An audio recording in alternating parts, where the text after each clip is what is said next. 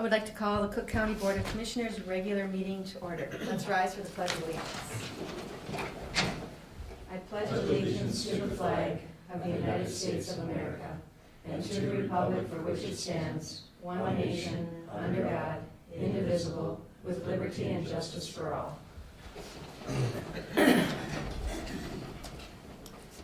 All right, are there any adjustments to the agenda? Hearing none, do I hear a motion to approve the agenda? So moved. Thank you. Support. Thank you. All those in favor say aye. Aye. Thank you. Okay. And Arvis, I'm assuming that you would like to speak, so I will read my comment period. At this time, the public is welcome to address the county board on any matter of county concern. When invited to speak, please state your name, address, and the topic you are addressing. Members of the public may speak respectfully for up to 5 minutes. The public comment period is limited to a total of 30 minutes. Issues shall not be debated during the public comment period, and at the board's discretion, the board may agree to schedule matters addressed during the public comment period on the current board agenda or on a future board agenda. Comments must be civil in nature and must be directed at the board, not at other members of the public. And as I've said before, Commissioner Concerns comes at about 10:30, right after the break, which would be when the commissioners could bring up anything that comes up that they wish to. So Arvis, would you like to come forward?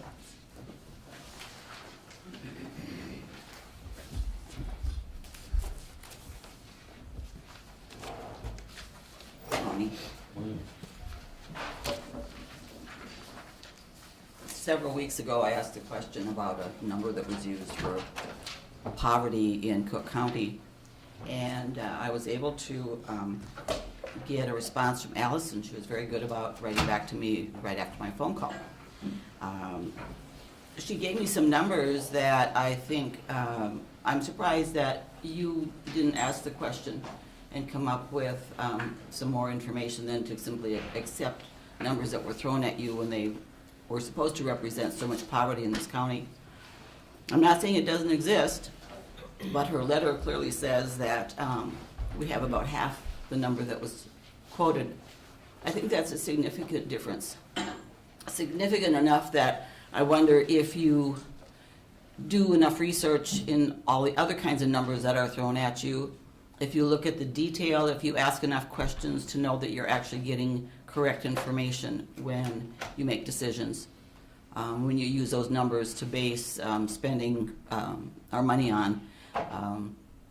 This is just one small little piece, but I think it could be indicative of just accepting what anybody tells you because that's what you want to hear. And you don't have time or you don't have energy or concern enough to look for more detail.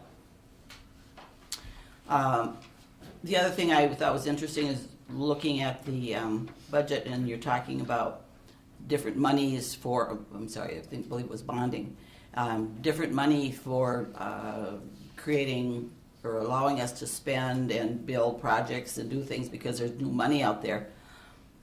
When it comes to money, several months ago, the county chose to hire a company called Greenpoint, I believe it was, for $77,000 to do signs. Apparently there's some federal mandate about checking the signs for compliance. And get to thinking about that, $77,000. And it's going out of the county, and it's a project that we have a lot of individuals who I'm sure could have done the work for us had they been contacted. The fire departments way back when got some of their initial funding by doing things like putting up signs, the mile markers, the posts. That was a lot of manual labor that they did, and that's how they got funding in order to start some of their fire departments.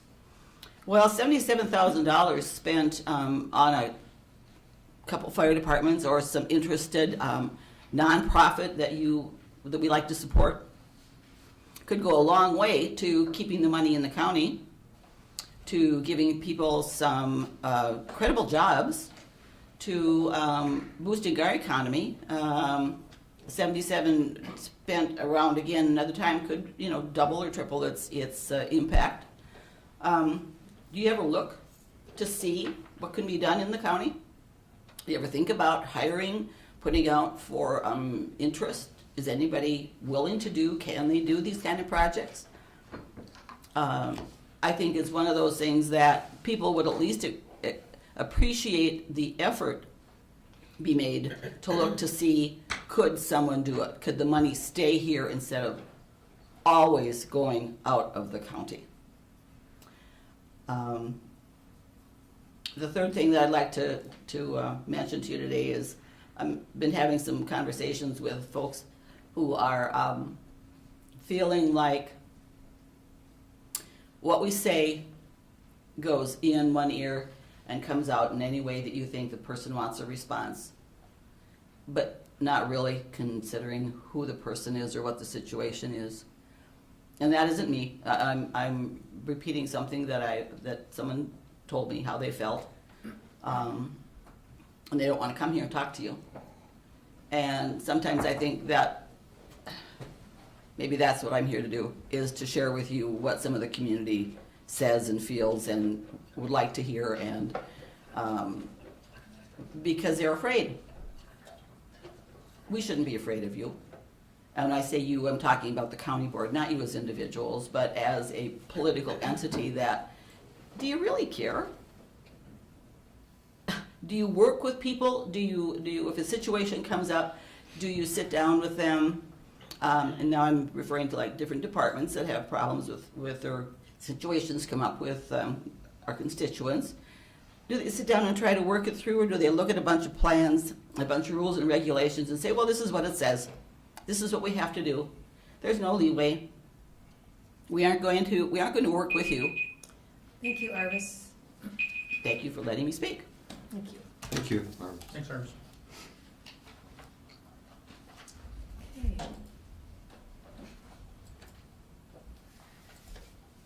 Consent agenda.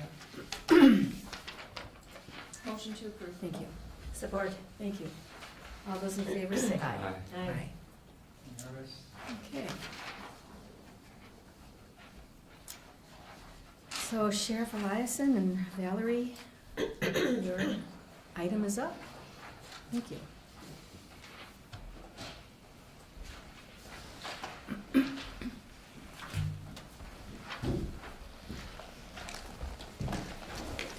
Good morning. Where would you like to start? The definition of bullying. The definition of bullying? I didn't bring my Merriam-Webster today, so I Okay. Would you like to speak there or start there? Well, I was under the Oh, understanding that you requested us to be here for this statement. okay. Would you, I guess I'm just unsure of how you want to begin. Okay, okay. So, the statement is enclosed in the packet, and, so the action item is to consider adopting the sheriff's statement of bullying. And we had someone come to public comment who had seen your statement on Facebook and asked us as a county to adopt it. And that's kind of why we asked you to be here to talk about how we go about that. You know, do we adopt it? How do we enforce it? Does it become county policy? How would we move forward with it? It's, you know, oftentimes when we're sitting here, we're asked to do things and it's a piece of paper. And that's my fear. I know that we agree with your statement. I believe all of us have read your statement and agree with what you stated, and we hope that as a county, we present that to our staff and to the public. But how do we actually do that? Madam Chair and Sheriff Eliason, what I think I heard and what I think we should do, and if we want to do this with a decent process, is we have you talk about the context within which the statement came out of. And then if you wouldn't mind reading the statement, and then I think if the board would endorse the statement, then we could take it back to policy conversations and committees and determine what the next appropriate action steps are. We can work it in with our strategic planning, and we can consider what appropriate policies could come out of this from the board. But I think the public and I think the commissioners who said we wanted to make sure that we don't let this fall, really just want to hear your take on this, because I think they're all proud of this, of the statement that you made, and they want to be a part of that too. Sure. Excuse me. I guess the statement was born out of some actions that were going on in the community at the time.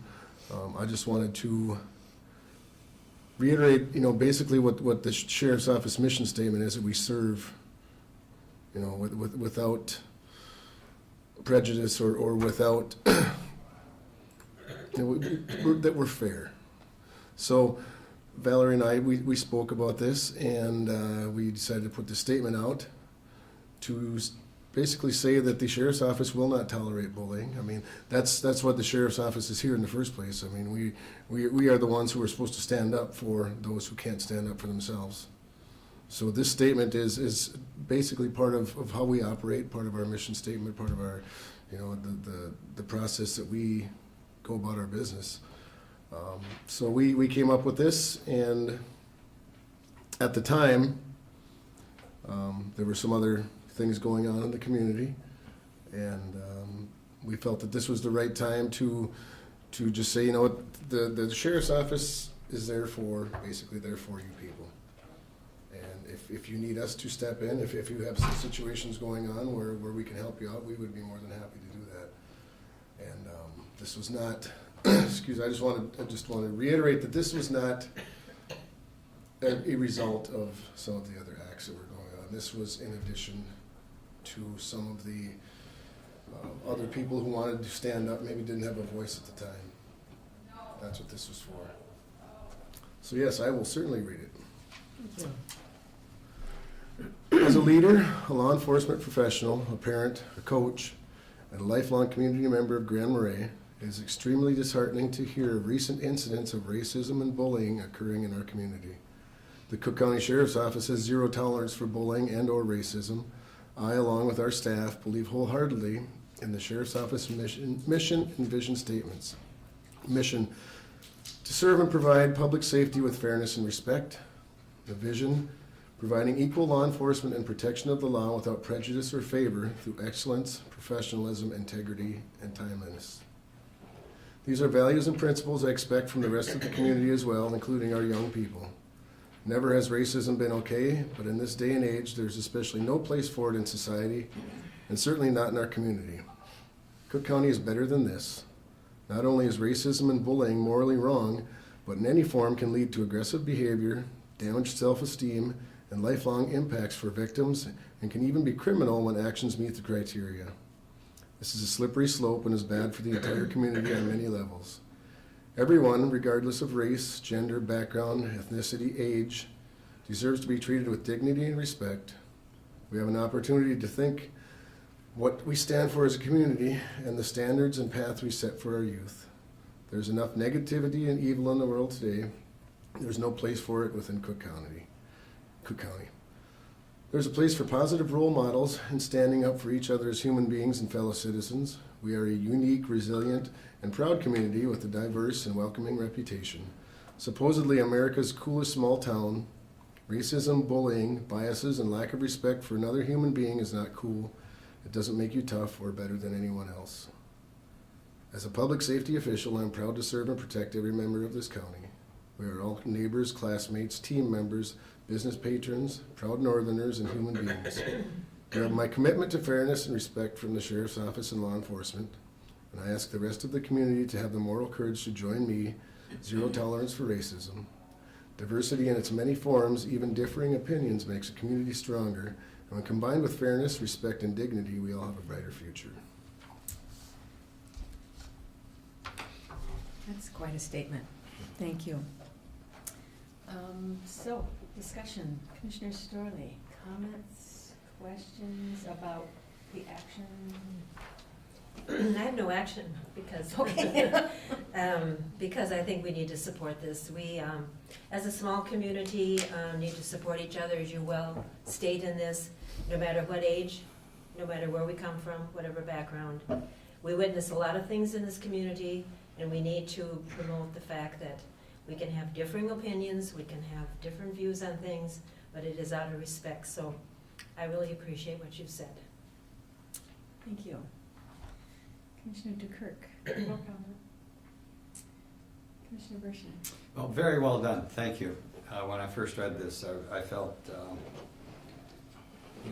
proud to be part of a county government and a sheriff's law enforcement office that makes a stand on these types of things when they develop in the community. And unfortunately, many times when unfortunate incidents happens, it sort of gets us to think about who we are and what we stand for. And I think it was timely.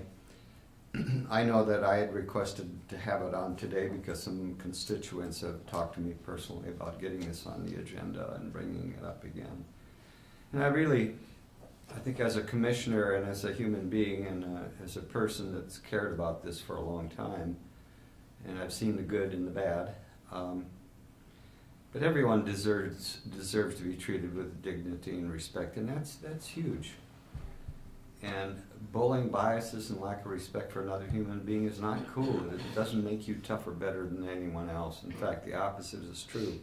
I happen to read a lot of psychology and research, and the real strong people in this life are the ones that care for others and don't have hate. And I think sometimes we all know in public service that we have to put up to this to some extent, especially when budget comes up, and that's understandable, but and I guess that's why we're here to take that. But when that becomes part of the behavior or part of attitudes toward all other people, it's problematic. And it's nice to have this. I would like to say that we continue with this kind of thinking, and as we progress with our strategic plan and our values and visioning, that maybe we can consider a little niche for this if it isn't already in there. And so I'd like to throw that forward. But thanks. Good stuff. Appreciate it. Thank you. Commissioner Deschamps. Thanks for the statement. That is being from and growing up in Indian country. I was born there. I was raised there, and I live there. We do experience racism. Our kids experience racism, and it's really sad that it happens. And I'm glad that you took a stand on it, and I appreciate it. Thanks. Thank you. So, my understanding is accepting and adopting this will be a helpful screen in all of the strategic planning that we do. Madam Chair, I Yes. think a motion in support of Yes. Sheriff Elias's statement would get this on future agendas and get it into policy and included in strategic planning. Great. I'll make that motion. Thank you. Support? Thank you. All those in favor? Aye. Thank you. Okay, thank you. Thank you. Thank you. Good way to start off the morning.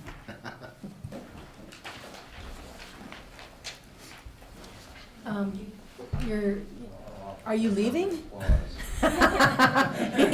Before the jail RFP award? You're still on. You're still on. Yeah.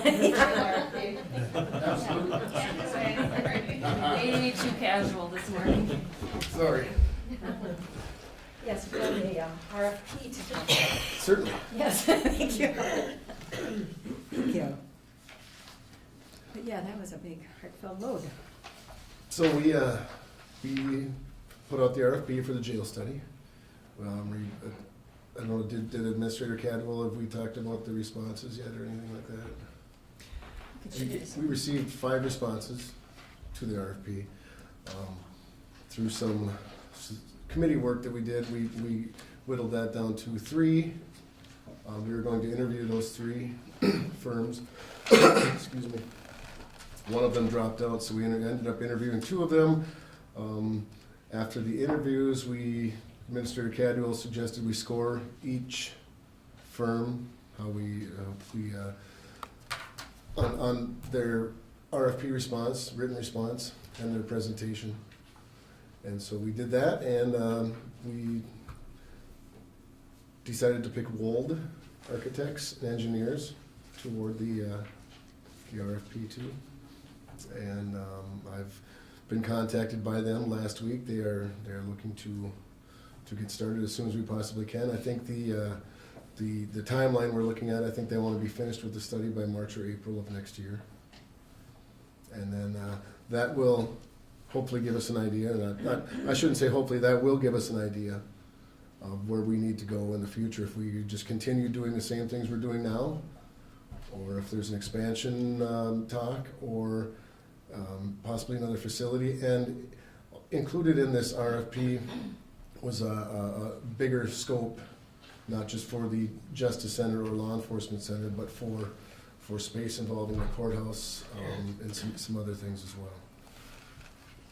Thank you. Discussion and questions. Commissioner Deschamps, questions, comments? questions. Okay. Commissioner Bershine? No, I serve on that committee. Was able to talk to a fellow commissioner in Carlton County who I respect. I think knows a lot about this, and he happens to chair our area regional corrections board meetings, and I think it's a good choice. And I did a follow-up with Pennington County, which was mentioned as a resource, and never got a follow-up on my call, so I can't say that. But and sitting in on the interview, I think this is going to be a good organization to work with.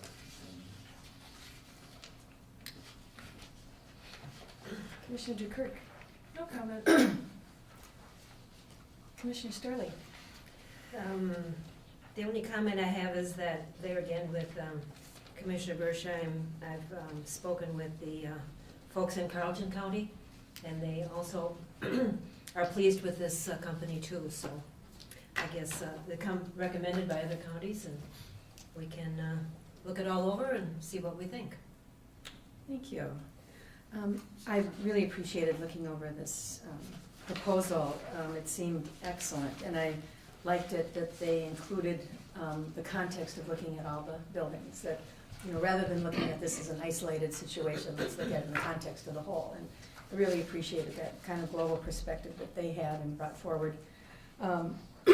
And all of their work with other counties seemed like they had the appropriate experience to match what we need. And by, if and when we adopt this shortly, this is a plan. It's not to build this building. It's a plan to look at what the possibilities are, what the opportunities are, so that we can move forward with great skill. And this company looks like they could do the job. It's a very sophisticated brochure with a lot of great experience that matches what we would like to look at. So I appreciate their proposal. Motion to approve. Thank you. Support. Thank you. Are there any opposed? All those in favor say aye. Aye. Thank you. Clarification, is Could I Yes. get this on record that our budget was not increased by This Right. amount. by this amount. 45. We were able to pay for this consulting Thank you. firm through salary savings by not replacing a couple of positions. I just want to get that on record so that people know that this was not an increase to our budget at all. Thank you. I really appreciate that information as well. Great. Pat, I'll see you in jail tonight.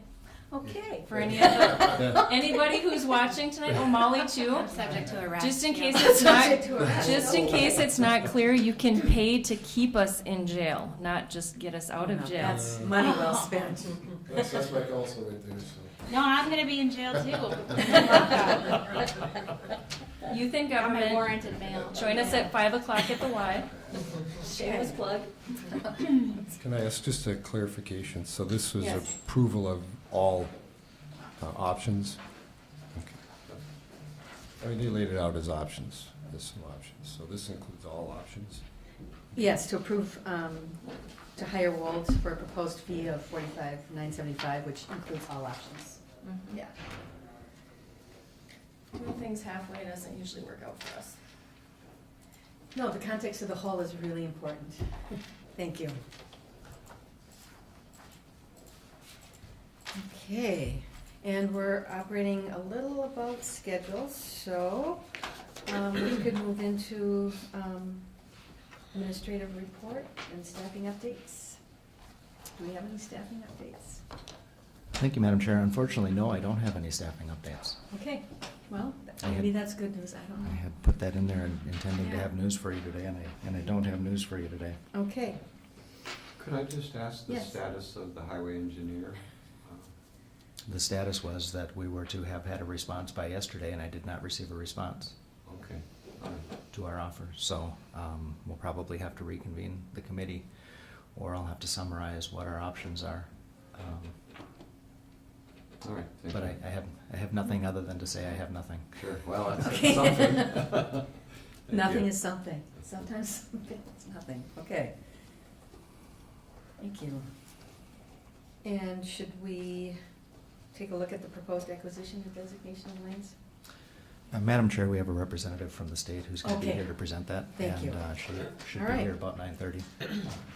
Well, we can move into commissioner concerns.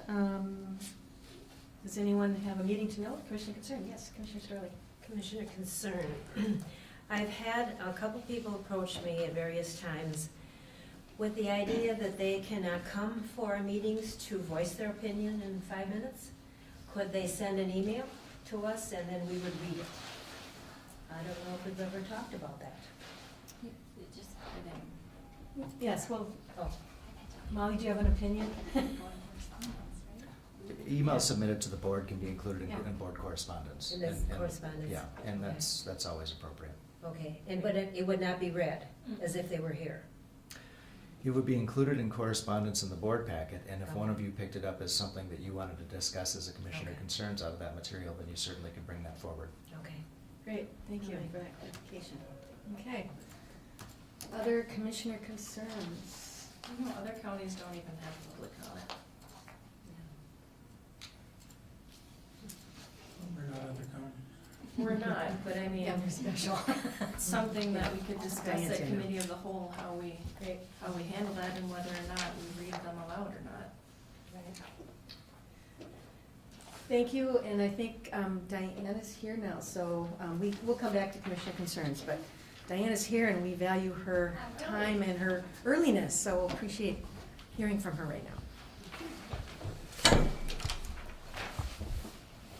Well, you should have a recommendation from the Community Center Board of Trustees. And I kind of want to talk a little bit about the background before we move into that. The Community Center Board of Trustees for 2018 was going to include a number of projects that they kind of wanted to work on in 2018, and we were requested by our county administrator to pull those out of our request and actually put them into a capital improvement bond.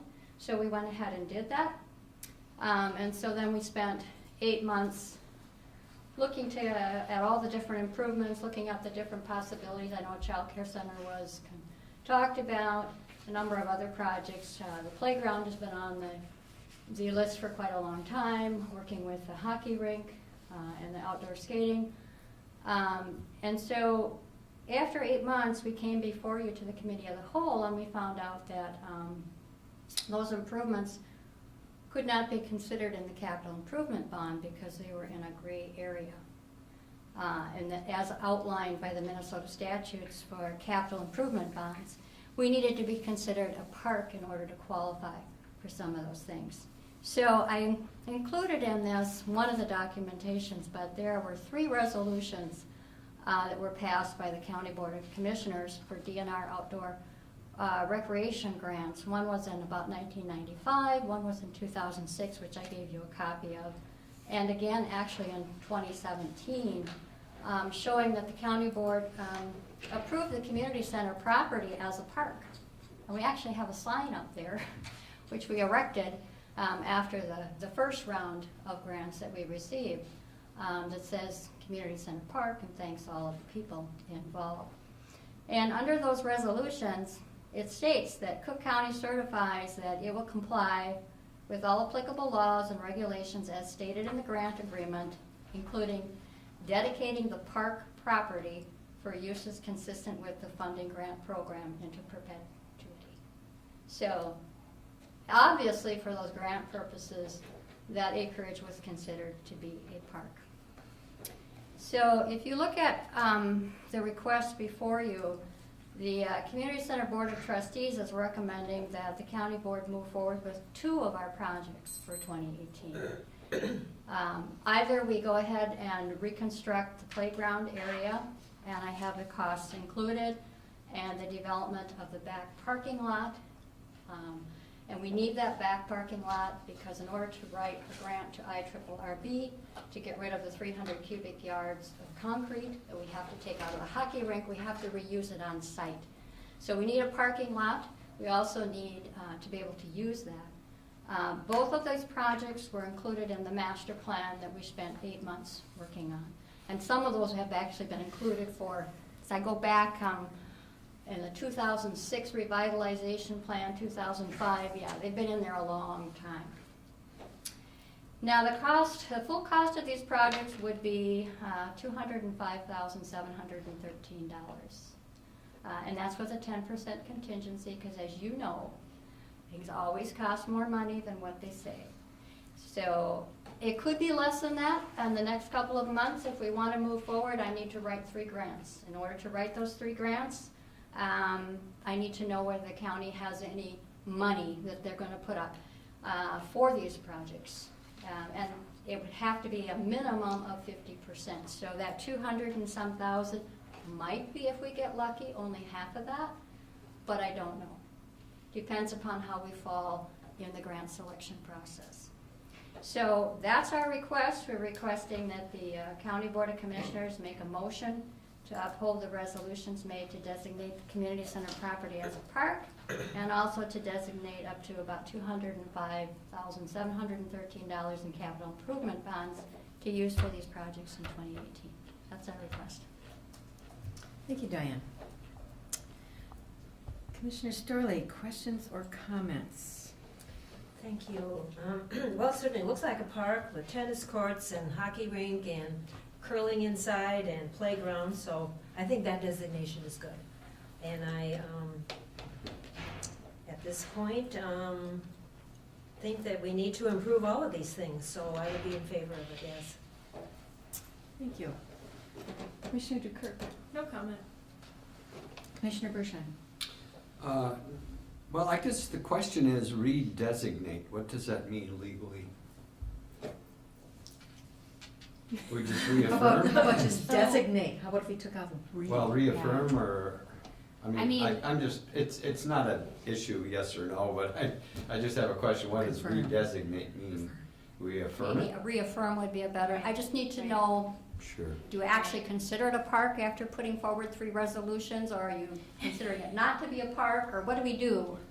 Hard to Okay. move forward not knowing where the ball is at. Okay, Is so it- I is- thought, I'm sorry, but, I thought it was done already. With these resolutions, it's with the resolution with regard to DNR outdoor rec grant funds, does that cover everything? I don't know, that's my question. I mean, you have 3 times considered it to be a park. Do you still consider it to be a park? Do you need to make a resolution again, or do you need to designate it as such? Oh, yes. Madam Chair, I Yes. think at least one of the issues would be to specify the grounds. The grounds have changed since 2006. We now own the tennis courts.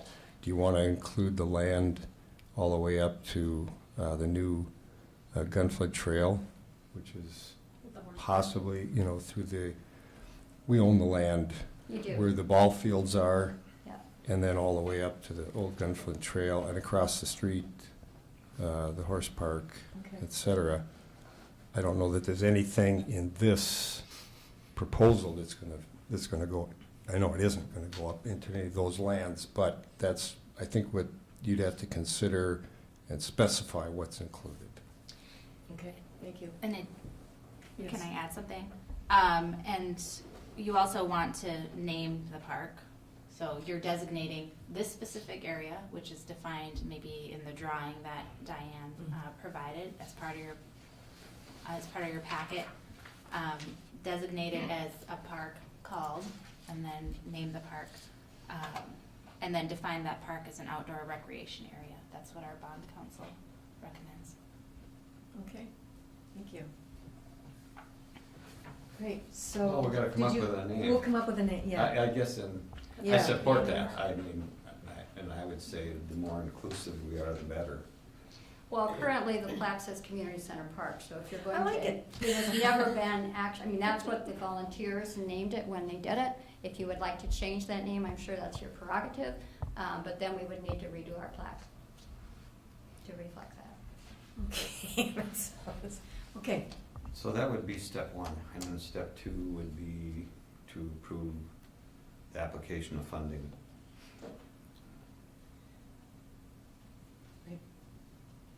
do you feel clear about that? Yeah, I think Okay. I am. Yeah, thank you. Thank you. Commissioner Deschamps? You're building two different playgrounds, one for younger and one for older. Right, so the current playground that we have is over 20 years old. The average lifespan is 12 to 15 years old. We've had pieces fall off it. I just go like this, knowing that we could have a really bad accident out there. So if we're not going to rebuild it, we need to set aside some money and pull it out. Be done with it. And I don't care which way you go, but we just definitely need to know what to do to move forward in the spring of 2018. I just don't want to let it continue to be a hazard for our kids. I think that would defeat our purpose for having it. So yes, right now the current playground is ages 2 through 12. We've been asked by the community to develop a separate playground from 0 to 5 and to actually fence it, because we've had kids kind of wander off. So that would definitely help the child care providers who use that space. And then we would concentrate on the other area as 5 through 12. The third piece is we've looked at a nature playground area that would kind of combine and flow between the two. So I think it would be a nice mix for kids of all ages. And we get a lot of parents coming, a lot of low-income parents coming with kids of all ages that use it. Yeah, we had to remove our playground in Portage last year. It didn't pass inspection, but we were pretty fortunate to get the Super Bowl Legacy grant. The legacy So- grant, yeah. Well, you always cross your fingers that you're gonna get some money. Commissioner DeKirk?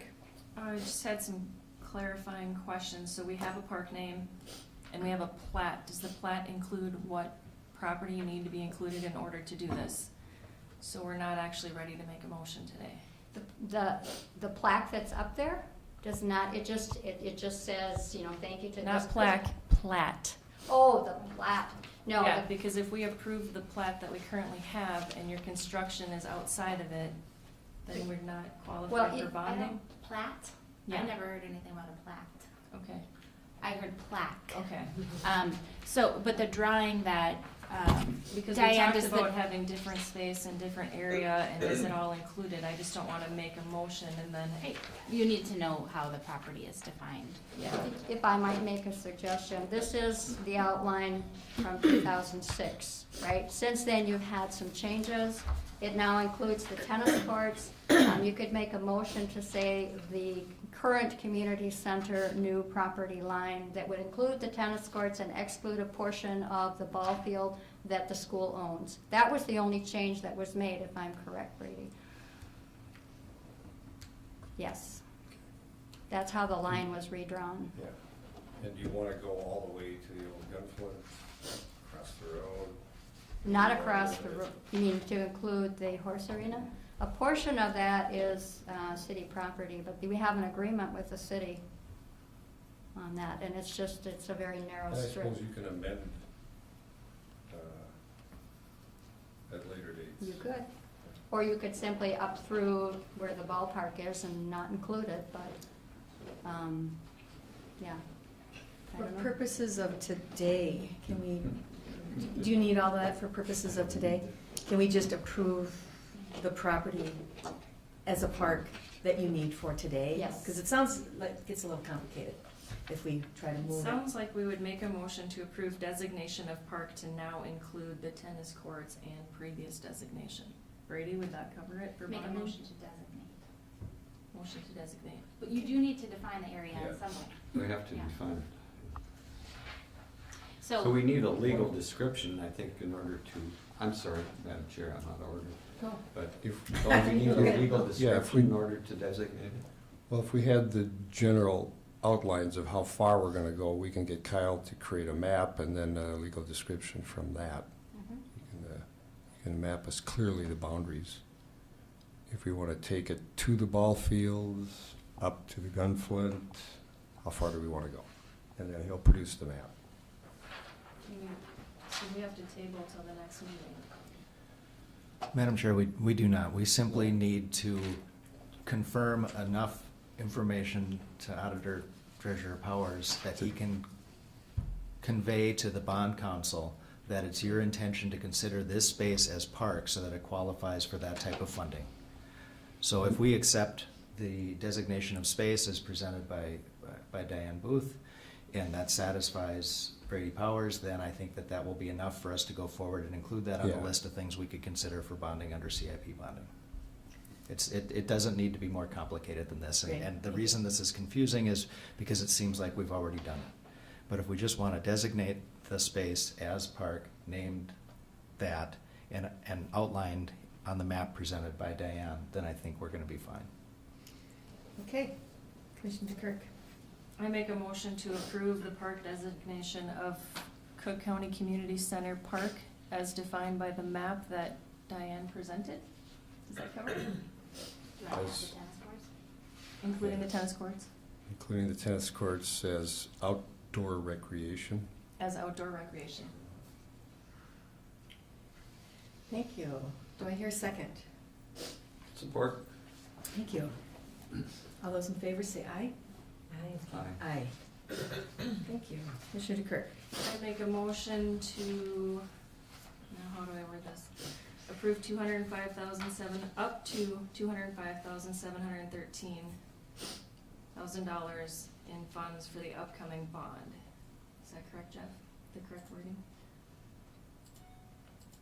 Because she also needs that to apply for grants. She needs to know that we.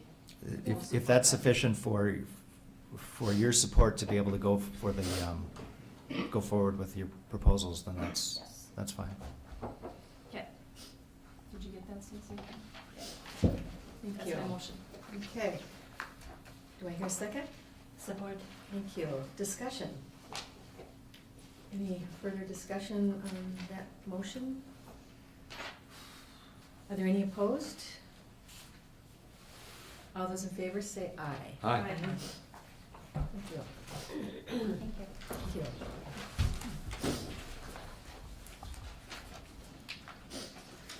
Okay.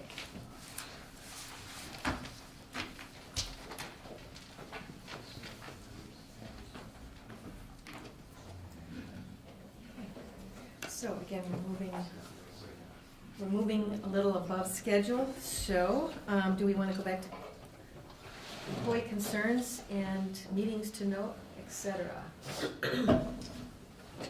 Until Bill Lane gets here. Any other commissioner concerns? We're gonna talk about budget stuff later. Yep. Yep, the budget is on the schedule for 10:50. Or earlier, yep. With no other commissioner concerns, we have a WTIP interview with Commissioner Bersheim on our agenda. However, Commissioner Bersheim did it last week. I don't know how our rotation goes. Who's next? Well, it's you. Is anybody willing to do the I've got, WTIP interview today? I've got emergency preparedness this afternoon. Would you be able to take it? If Don't not, I know. can. It'll take me, Well, it's 10 minutes, I can, if you can. I can work it in. Okay, thank you. Okay, so Commissioner Storley will. Madam Chair, Yes. questioning, right? Yeah. Emergency preparedness, are we all there or just, are those designated? We're all invited to be there. Are we for this one?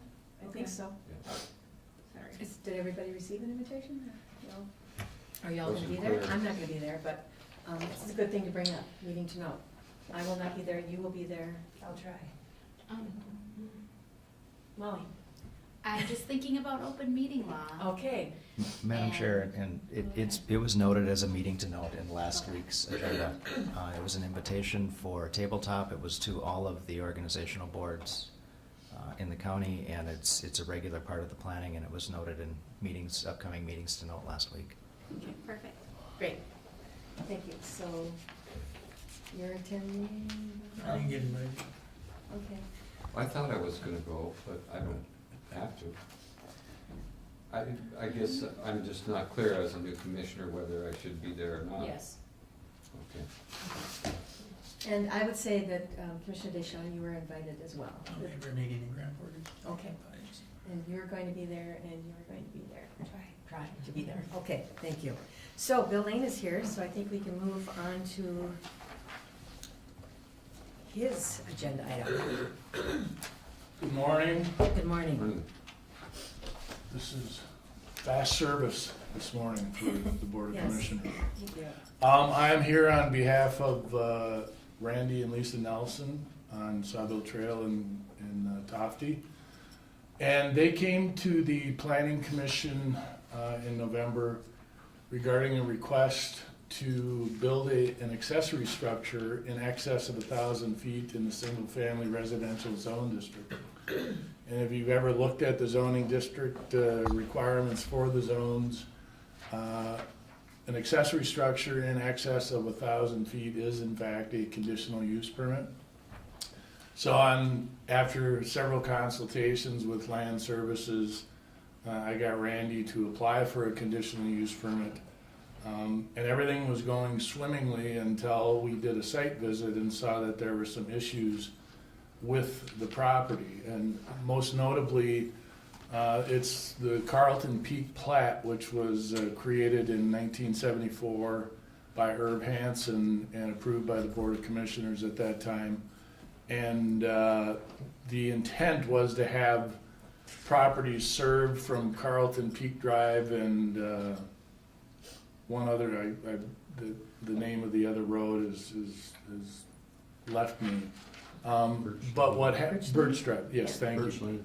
Birch Lane. And what's happened is that at that time in the early 70s, there wasn't much attention paid to wetlands. And what happened is that to get onto Randy's property from Carlton Peak Drive, he would have had to go through a pretty extensive wetland complex.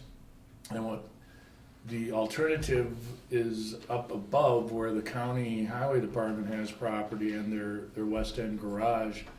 And to come in through there, meaning they would need an easement. As a precedent, his son, Derek, did receive an easement from the county to access his property, thereby avoiding the wetland issues. And with the help of Commissioner Storley and Administrator Cadwell and conversations with the highway department, there was a reasonable solution, which was to allow Randy to come in from the top of the property, off county property, and have his build site there. With that background information, the Planning Commission did see that as a reasonable solution to allow build out of the property, and they voted unanimously to approve the conditional use permit and recommended that the Board of Commissioners follow suit with your vote this morning. Thank you, Bill. Comments, questions? Commissioner Deschamps? Hold on. Commissioner Bershon? No, I really appreciate the information, that you present, so it helps me as a commissioner that's new to read all this again and again and again, so thank you. Commissioner DeKirk? As stated on the Planning Commission, this Nelson family is not related to my Nelson family. I believe we are not related by blood or marriage, but Randy and Lisa Nelson were witness to my marriage and are the signatories on my certificate of marriage, just for public record. Okay. Commissioner Sterling? Thank you, Madam Chair. Well, I went to see it, I took photos, I came before the board, and I appreciate the Planning Commission to unanimously pass it. Thank you. I just wanted to say that it's interesting to see a property go through all these phases, what was started in the 70s and what the issues arise. So it does speak to the complexity of time and what happens over time. If I could just add, Yes. the septic, which is a huge component of all subdivision processes now, wasn't even a consideration that was basically plat, slice and dice, and sell the properties. So it's changed considerably. Interesting. Thank you. So, do I hear a motion? I move To support? to support. Okay, thank you. I'll second. Thank you. Are there any opposed? All those in favor say aye. Aye. Thank you. Thank you. Okay.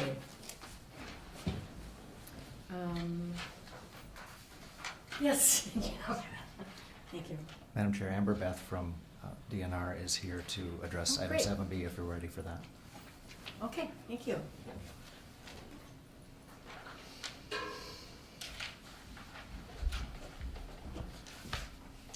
Good morning, everyone. Good morning. I am Amber Beth Van Ningen. I am the DNR's Regional Specialist for the Scientific and Natural Area Programs. I work in the Northeast out of the Tower office. And I'm here to update you on a few projects that the SNA program has in the county and to ask for the board's permission to purchase one of those projects to add on to an existing SNA. So you should have gotten a packet of information, I believe, with you. some background on the SNA program and some things about Cook County, our presence in Cook County, a map, some more specifics. So I'll just give a few quick updates first. One is, so this is at the bottom of that page, I'll start at the bottom instead of the top. The Iceland Dike Coastal Fence, this is a long-standing project. Those of you who've been around a while, this probably kind of sounds familiar or like a broken record. I was actually here a couple years ago to update on this project. This project is still ongoing. We've run into some wrinkles and complexities of one state agency transferring to another. So right now it is administered by the Department of Transportation. And sounds like it should be an easy thing. It has turned out not to be. But we are still pursuing that. So hopefully the next time that I come to you, it will be an update that we have successfully transferred that. So because it is a transfer from one state agency to the next, we are not seeking county board approval on that, but just wanted to keep you updated on that project. So if there are questions, please let me know. Another upcoming project we have that isn't quite ready to go before the board yet is an addition onto the Mere Creek Ridge SNA, which is just northwest of Hopeland. It would be an 80-acre addition onto it. It's a beautiful jack pine bedrock community that continues from the SNA on this private landowner. He approached us a couple years ago with interest in selling, and because he was right next to the SNA, he thought that would make a good addition, and so do we. So again, when that project is at a place where we will be seeking county board approval, I will see you again. And lastly, the project I'm here today to ask for approval on is an addition onto the Spring Beauty Northern Hardwoods SNA. This is north of Hoveland off the Tower Road, so in that communication tower area. Landowner last year approached us. She has 40 acres that are bordered on two sides by the SNA. It's the same nice, high-quality forest that's on the SNA. It goes down to clip part of the Flute Reed River. Very beautiful, very scenic area. It'd be a great addition onto the SNA. And we would like the county board's permission to purchase those 40 acres from this private landowner and then designate them as part of that SNA. Thank you. Questions?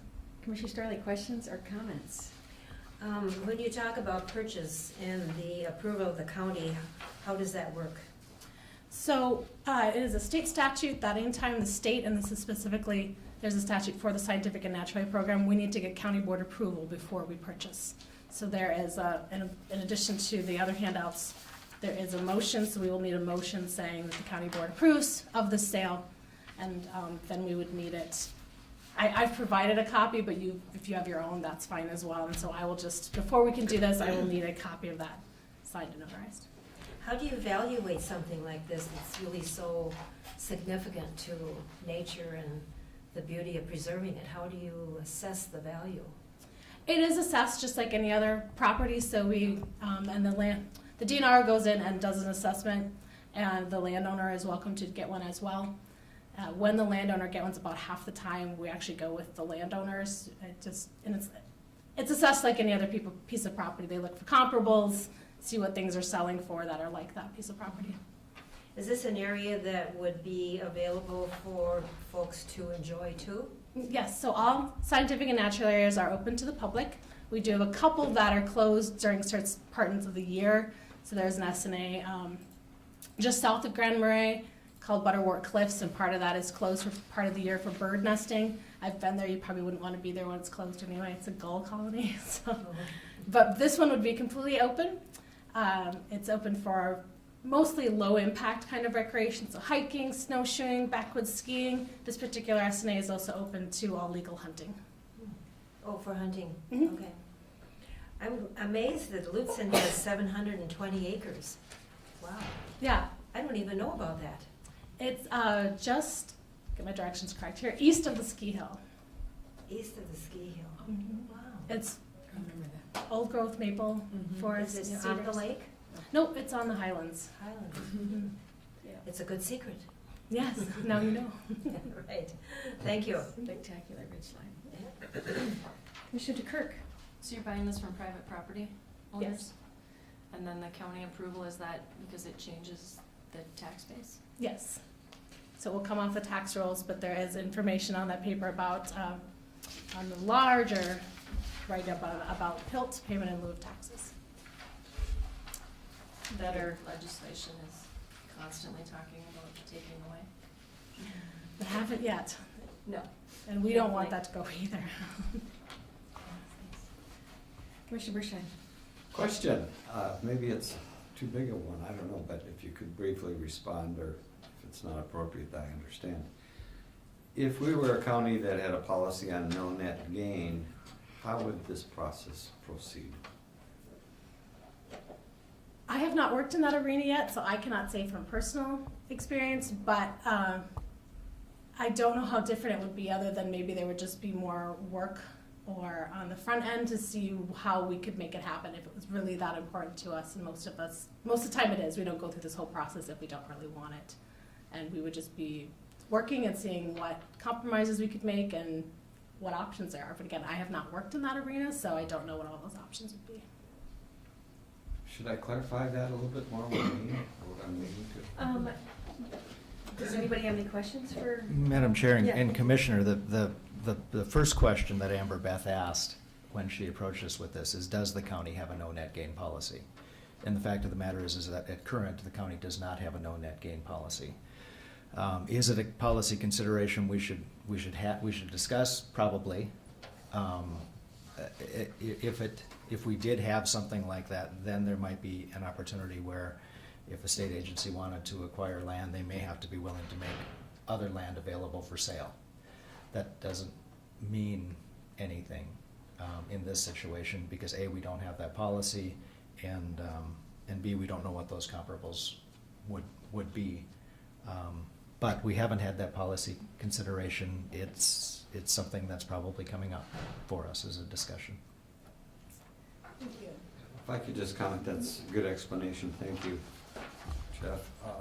You know, looking forward, we have a lot of public land. We have more than anyone else, and I'm on some land commissioner boards, and I think at some point in time, I mean, I'm all for nature. I have a remote place, and you know, I mean, I look at the wilderness boundary waters for my property, but that's not the point. But I think as a county, we need to look in the future that, you know, if this becomes more and more popular, we're eroding our tax base. And I think, you know, we have some responsibility with that long term, at least to consider it. And of course, you know, I have my views on that and others may have theirs, but so, yes, I think that's another thing to look at in the future. And I don't know if now's the time to do that, to preclude your process that you need, but I would like to say that we should consider that at some point in time. Commissioner Deschamps. I don't know. Okay, thank you. Commissioner DeKirk. Motion to deny the resolution. Do I hear a second?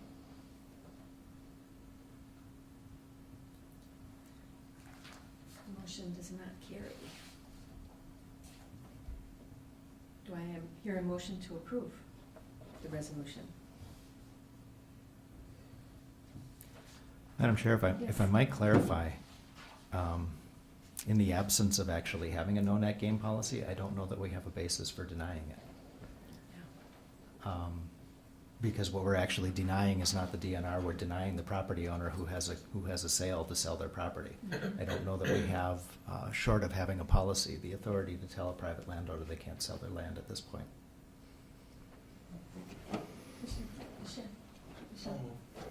Okay, Commissioner Deschamps moves. Do I hear a second? Support. Thank you. Any opposed? All those in favor say aye. Aye. Aye. Thank you. Thank you, Amber. Thank you.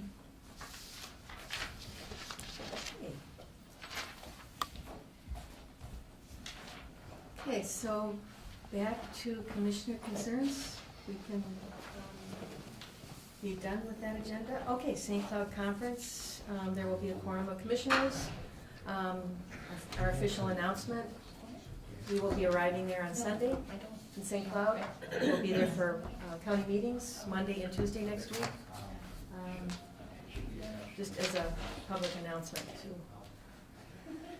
that. I think it's probably also stated in writing somewhere. Yes. So other commissioner concerns, meetings to note. Any comments on last night? Anything to bring up? Otherwise, we'll move on to our budget discussion. Okay. We'll move on to our budget discussion. Or let's take a break. It's 9:30 and we're 9:45. Yes, but we're really ahead of schedule. Yeah. 9:45.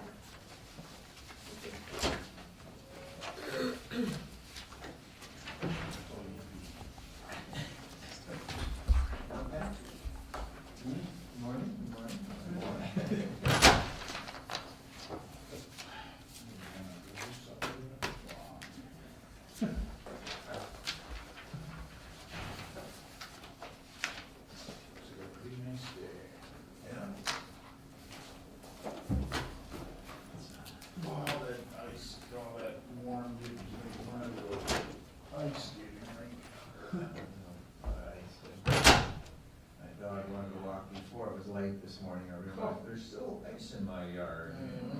Oh, dangerous here. Yeah, I got the So, Calhoun's what's corner the last format night kind after of for doing tonight? taxation. It's just open, just like it was here. Okay, Rescue. because I brought the packet. Geez, you don't like to see that in my That's it. neighborhood. Oh. For the county road This, section. my neighbor's. Yeah, MSA thing. Propane Yeah. generator shed started on fire. There's a different one now? Oh. It's Yeah, like they got that. it conveniently Okay. located. Deciding whether to do a surface or Fireworks. this is gonna be surface. Oh. Yeah. Stock. Now we Because try to they ground. met with the, I've always wanted to come to my tribal house. council because they wanted, when MSA was designing, they were talking about They building. did none of that last night. Oh, the colder, colder. I got back to you on the ground lease, just Okay. It's We hot. didn't- we have to, we should be waiving subrogation, so I recommended that you get rid of Piece of paragraph grass, rent, but the other one out back. and then I just had a really slight change to the You rent had to paragraph. find out. Yeah. Oh, yeah, I know you live, and I- Yeah, Paper, we went with this. it looks good. Yeah, it's been a while. It's otherwise, I mean, it's really good. That extra. I think we have, I think buyers put that waiver of subrogation in our, template, and every time I've reviewed one, I've taken it out, so I should advise Rita to take that out. I looked at his template that he had, and it was just more than was needed for something of this. Yeah. So we're gonna put in the budget a little bit, huh? And in all honesty, it was pretty I don't easy to know go that. through and say, how do I do a land lease? Yeah. I like you budget I signed now. up for a free subscription offer. Oh, you did? Then I canceled it quickly, because I actually had to put a credit card down to get that to go through. Oh, You were here for the whole session last night. Oh, that's public service. That's dedication to public service. yeah. Did you wanted to talk to me How does about the- this letter for Brittany? Budget, I wanted to review them all with together, you, collaborative, very briefly. like, what's the Oh, I process see. It's But I a mean, letter how do to you guys- everybody who's Want me to go back to March? represented. Well, there's like one person do it, and then people like make changes, and you guys do it Each together. department head And puts I gave you together one copy their of the budget, and then the scale. budget Gotcha. committee goes through. So, in light of that, review those, and if that makes sense to you, then I can go up and talk with Diana. And Brittany's not here, so it really isn't news. to She her. does start Thursday. Oh, okay. If you wanted to have a conversation with her on Thursday. Yeah, that is new. She's So, working yeah. one day in And that takes November. months and months and months So of benefits work, kick in in and there's items that Instead of starting Monday. years and years and years. So if there's a time on Thursday when she's gonna be around, I can come up and talk to your office. It affects everybody but one. Okay, 10 minutes, I just come up and perfect. review it. Can I send you an event? Yep, that'd be great. invitation? Thursday is. Do you want me to give this to Diana? Give her this letter if I read it and it makes sense? Yes, Okay. yep, yep.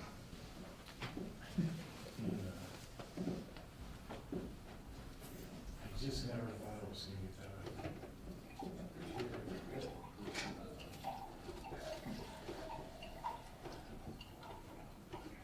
Oh my God.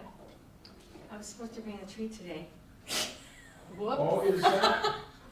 I have it on my She calendar laughs for about it. next. Everybody's suffering because, again, are we talking Nobody's long-term suffering this memory time or of year.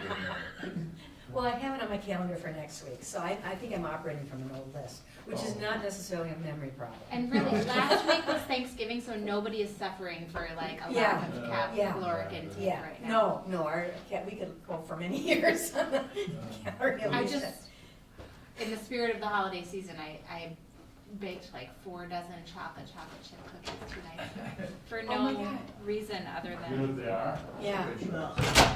So Is there- is chocolate there a chip, you mean they're protocol chocolate cookies with chocolate That's chips? exactly what the world looks Whoa. like when you Yeah. photograph your photochrome. the big bag Remember of the old crystal song? brown Yeah. sugar that I Yeah. have Yeah. has this recipe on it.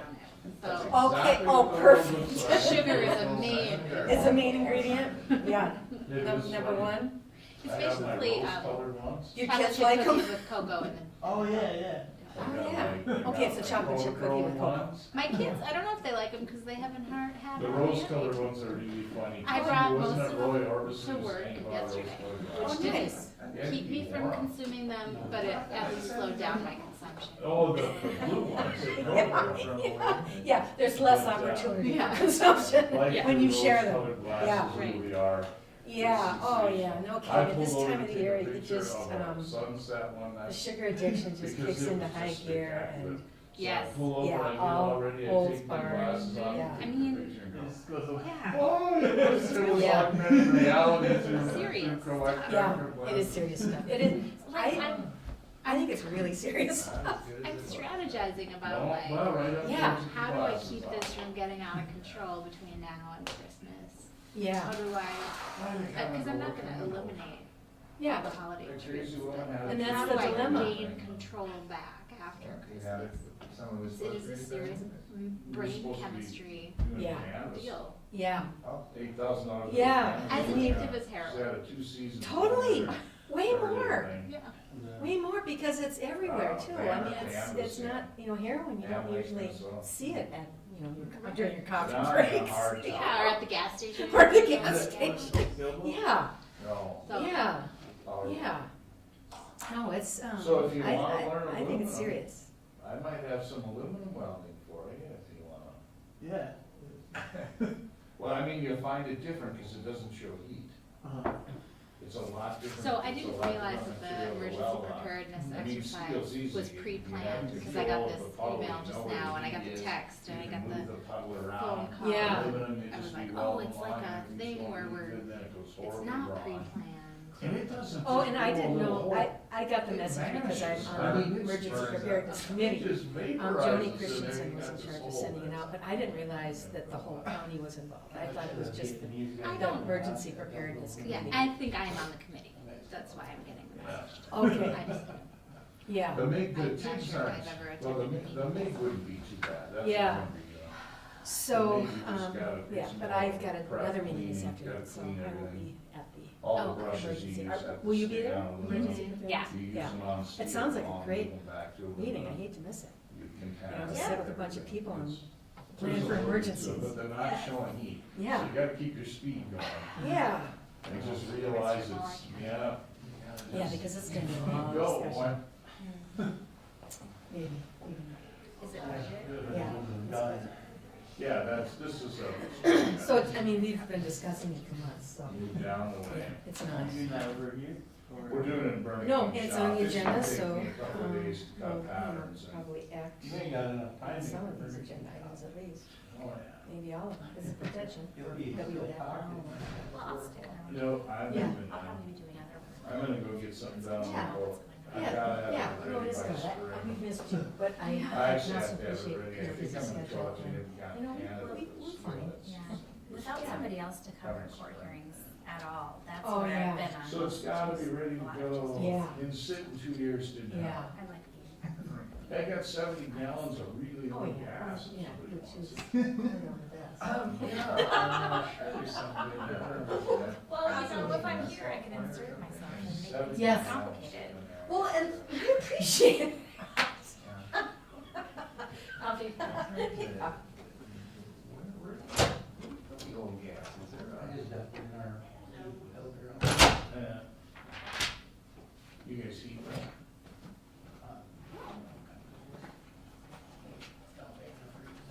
That's the problem, is people start throwing antifreeze in it, then you can't hardly use it to heat anymore. You can't get it to go. Well, the old gas becomes close to fuel oil. Yeah, well, technically mixed with oil, I think it is, yeah. So sorry about the lack of tree. The, I don't need it. there's a lot of. No, I don't that need either. use, I usually force myself, Turn our out, meetings are not that long, this- and we need That to entire take shop's used. food break, The but you know, product, chair would be really waste nice oil, right they now, got wouldn't it? cars. That's a big. Yeah, I think you could still pull some carrots out of the Expensive ground. to buy the furnace. It's a And then special it wouldn't furnace be for bad. that. Yeah. fuel. Because the ground's not really frozen yet. No, we were digging in some electric lines yesterday and it was. Yeah, That's a big deal. yeah, it's, Extension has been focusing a lot on the food programs, and the Grand Cornish sounds really exciting. Growing Yeah. food and about feasts and, Yeah, they have that once a month thing. yeah, Which is pretty. Yeah. We usually get 20-25 kilos, awesome, which is a pretty good turnout. yeah. And the, I'm trying Last to, week they did sauce and or something. okay, Mark Adams handful of some. oh, wow, Get some fish. yeah, oh, that's so cool. Pizzas on grill. Pizzas on the grill? Yeah. Really? Yeah, it's Yeah, we pretty. gotta find a it's sweet good program. medium for the room. Yeah, So I'm For gonna the try camera gear. working on adding on another couple acres on their garden up there. yeah, Oh. yeah, last year it sounds like it was pretty rough. Yeah, A lot of water, but, Yeah. yeah, And but you- pretty exciting, There you go. way to bring the community together. I mean, even if there's no There goes food the country outcome, now. there's a lot of social, We know it social now. capital It's- outcome coming out of it. It's amazing, really sweet. Yeah, see, normally you couldn't, We get you that couldn't ski in line if you were Extension, married once. yeah, Oh, US Yeah, or yeah, married it's once. you probably, it's probably way more complicated than just extension, yeah. That Is is it, a what's her US name? citizen. Jess. 36 years Yes. old. Tess, yeah, Scandal, man. she's really That enthusiastic really is. Yeah. program. That's And then not there's a county man, scandal. Brett. It is. Andy. Yes, Andy. yes. Yeah, and evidently he's working really hard, Yeah. heart screaming it. Yeah, See he's you one of the in 2 ones weeks. that, Yeah. I talked to him a lot there and it's Yeah. him and his wife and 2 kids. and, They just can't. Yeah, I might, but a few times I'll give you a call when we start welding. Yeah. You might get a kick out of it. You just gotta, you gotta what? What, do they know about Is it programs to get, adjustable? state? Yeah, well, it's like kickbacks? it's an auto. Oh, yeah. Yeah, you just want, you wanna be able to turn it up. Yeah. It's a matter of pride too, you know? Yeah, I know, that's the piece, you know. Well, you guys have a stress-free day. Thank you, Stan, thank you. I love to hang around and I listen to know. budget, but I'd be lying. He's not a liar. Okay. No, this budget stuff is kind of coming to a close, we're wrapping it up. Should I do run home and get your turn? And she's like, I think you might prefer. You should have. Yeah, what are you gonna do with them here? I keep looking at it and it's just the next You should thing. be able to charge them with each other's. Oh, yeah. They're twins. Yeah. Yeah. Okay. Okay. Oh, yeah, the big book. I can probably sign this. Yeah, we have to bid that big huge packet. Yeah, yeah.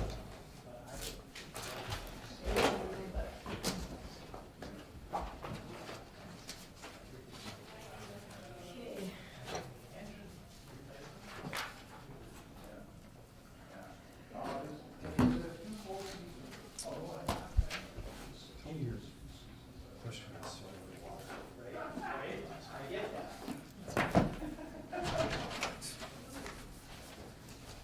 I will add it. I should do that. Okay.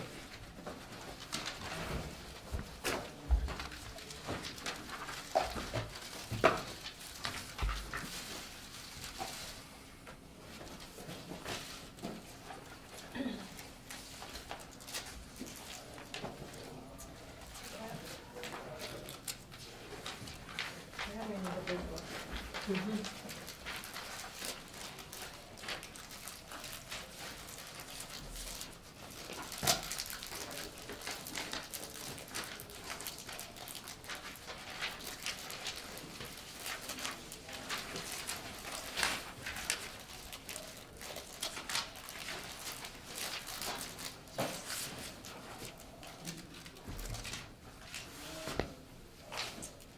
Okay, we're all here.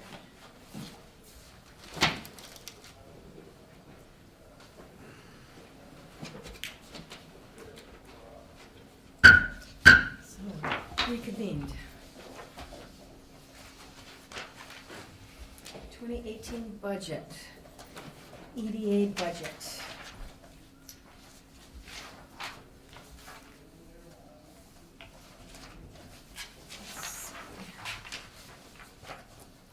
So we had the presentation last week on the EDA budget. Are there any questions, concerns? Did you have anything to add, Jeff? Should we just, I'll just go down the line. Madam Chair, Yes. on each of these individual budgets, and I believe Steve is going to be here from the library with some of his board to Right. represent their budget changes, so Great. part of this is us being ahead of schedule. Great. I would, if we want to have discussion about the budgets, if we want to review these things, if we're going to propose changes, then what I would recommend that we do is we schedule them so that those people have an opportunity to be here and discuss their budget requests with us. Okay. But I think this is an appropriate time for commissioners to discuss their questions and concerns related to each of these individual budgets. Great, thank you. And can we approve individual budgets today? I think it's completely appropriate to approve individual budgets if there's support to approve them as they are. I think if they're gonna be adjusted, I think it would be fair to bring the groups back to a future board meeting to discuss them. Okay. Great. So, let's start with the EDA budget. Commissioner Storley, questions, concerns? Are you ready? Do you want them to come back? They could come back with a lower budget, but I don't know what they would do. I mean, they would need to cut some more.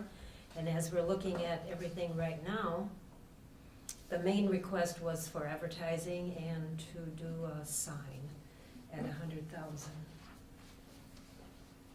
I don't know. Okay, so that's I'm kind of up in the air. piece that you're questioning. Okay. Okay, thank you. Commissioner DeKirk. No comments. Okay, Commissioner Bershon. No, I think I'm ready to vote on it. Thank you. Commissioner DeShaw. I'm kind of with Ginny on this, I'm still on the $100,000 sign thing there, promotion. I am.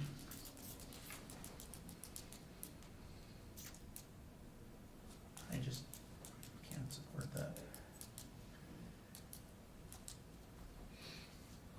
Okay. Do either one of you have a recommendation, or do you need the EDA to come back?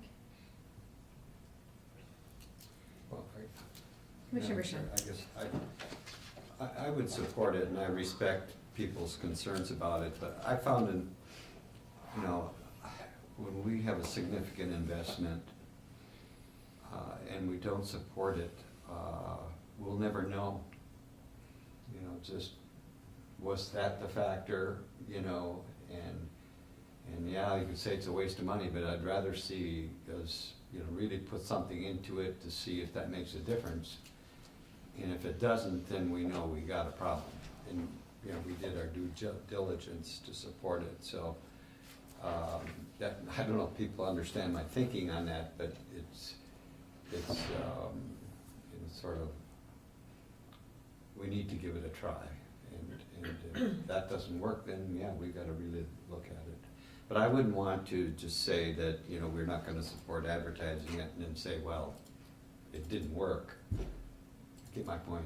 You know, I think we have to give it a try, and it's 100,000 of, you know, 4 million something, but I would support that 100,000. Thank you. Commissioner Kirk, do you support the 100,000? After having Scott come in and talk about different advertising levels for different businesses, and in my private business of bookkeeping and working with local businesses and looking at their marketing budgets, leaning towards Myron. It's a difficult spot. Here's what our role is. When we're on a committee, if we disagree with the decisions of the committee, when the committee votes, it's our responsibility to support that committee. So I'm on the EDA. The EDA voted unanimously to present this budget.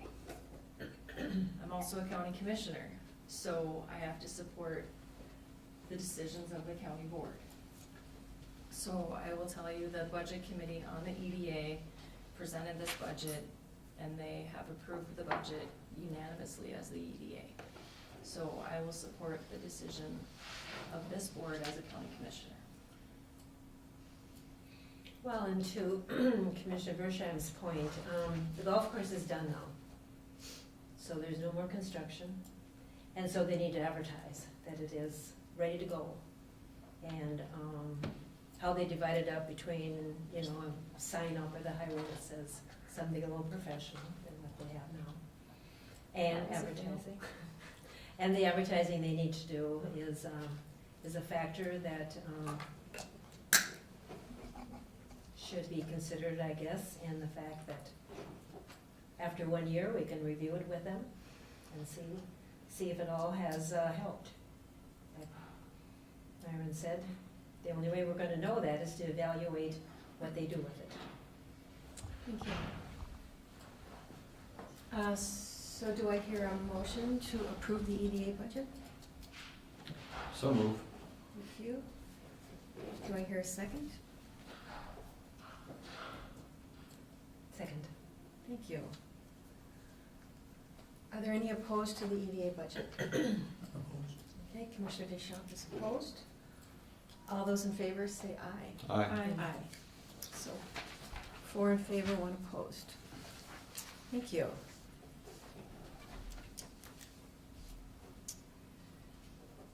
And the library is, they're not gonna be here for quite a while. Madam Chair, they're planning on being here at 10:30. Okay, so we can talk about, we've got a lot to talk about, so I don't, or maybe we could ask them if they're available earlier? I just exchanged emails with Okay, Steve, and he'll thank be you. here at 10:30. Okay, great, thanks. Okay, so 2018 unorganized fire levies, let's look at that one.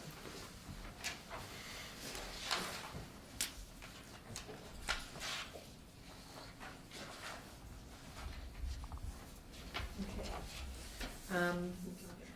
Yeah, thanks. So, questions, comments? There are no people here to answer our questions, but perhaps comments. Commissioner Deschamps, do you have any comments to make about the unorganized fire levies? Are you ready to make a decision? I think the levies on these look good. Fire service is a very important service to the county. Thank you. Commissioner Bershine? I agree with Commissioner Deschamps. Thank you. Commissioner Kirk? Just remind the board that the Maple Hill Fire Department did choose another way to pay for their remodeling expenses. They took out a loan. Thank you. Commissioner Starley? I have no comment. Okay, Motion to approve. thank you. Support. Thank you. All those in favor say aye. Aye. Okay. Okay, non-mandated. We'll have to come up with, well, we're working toward a better way of describing these items on our agenda and a way of dealing with these items on our agendas or in our budgets. Madam Chair, Yes.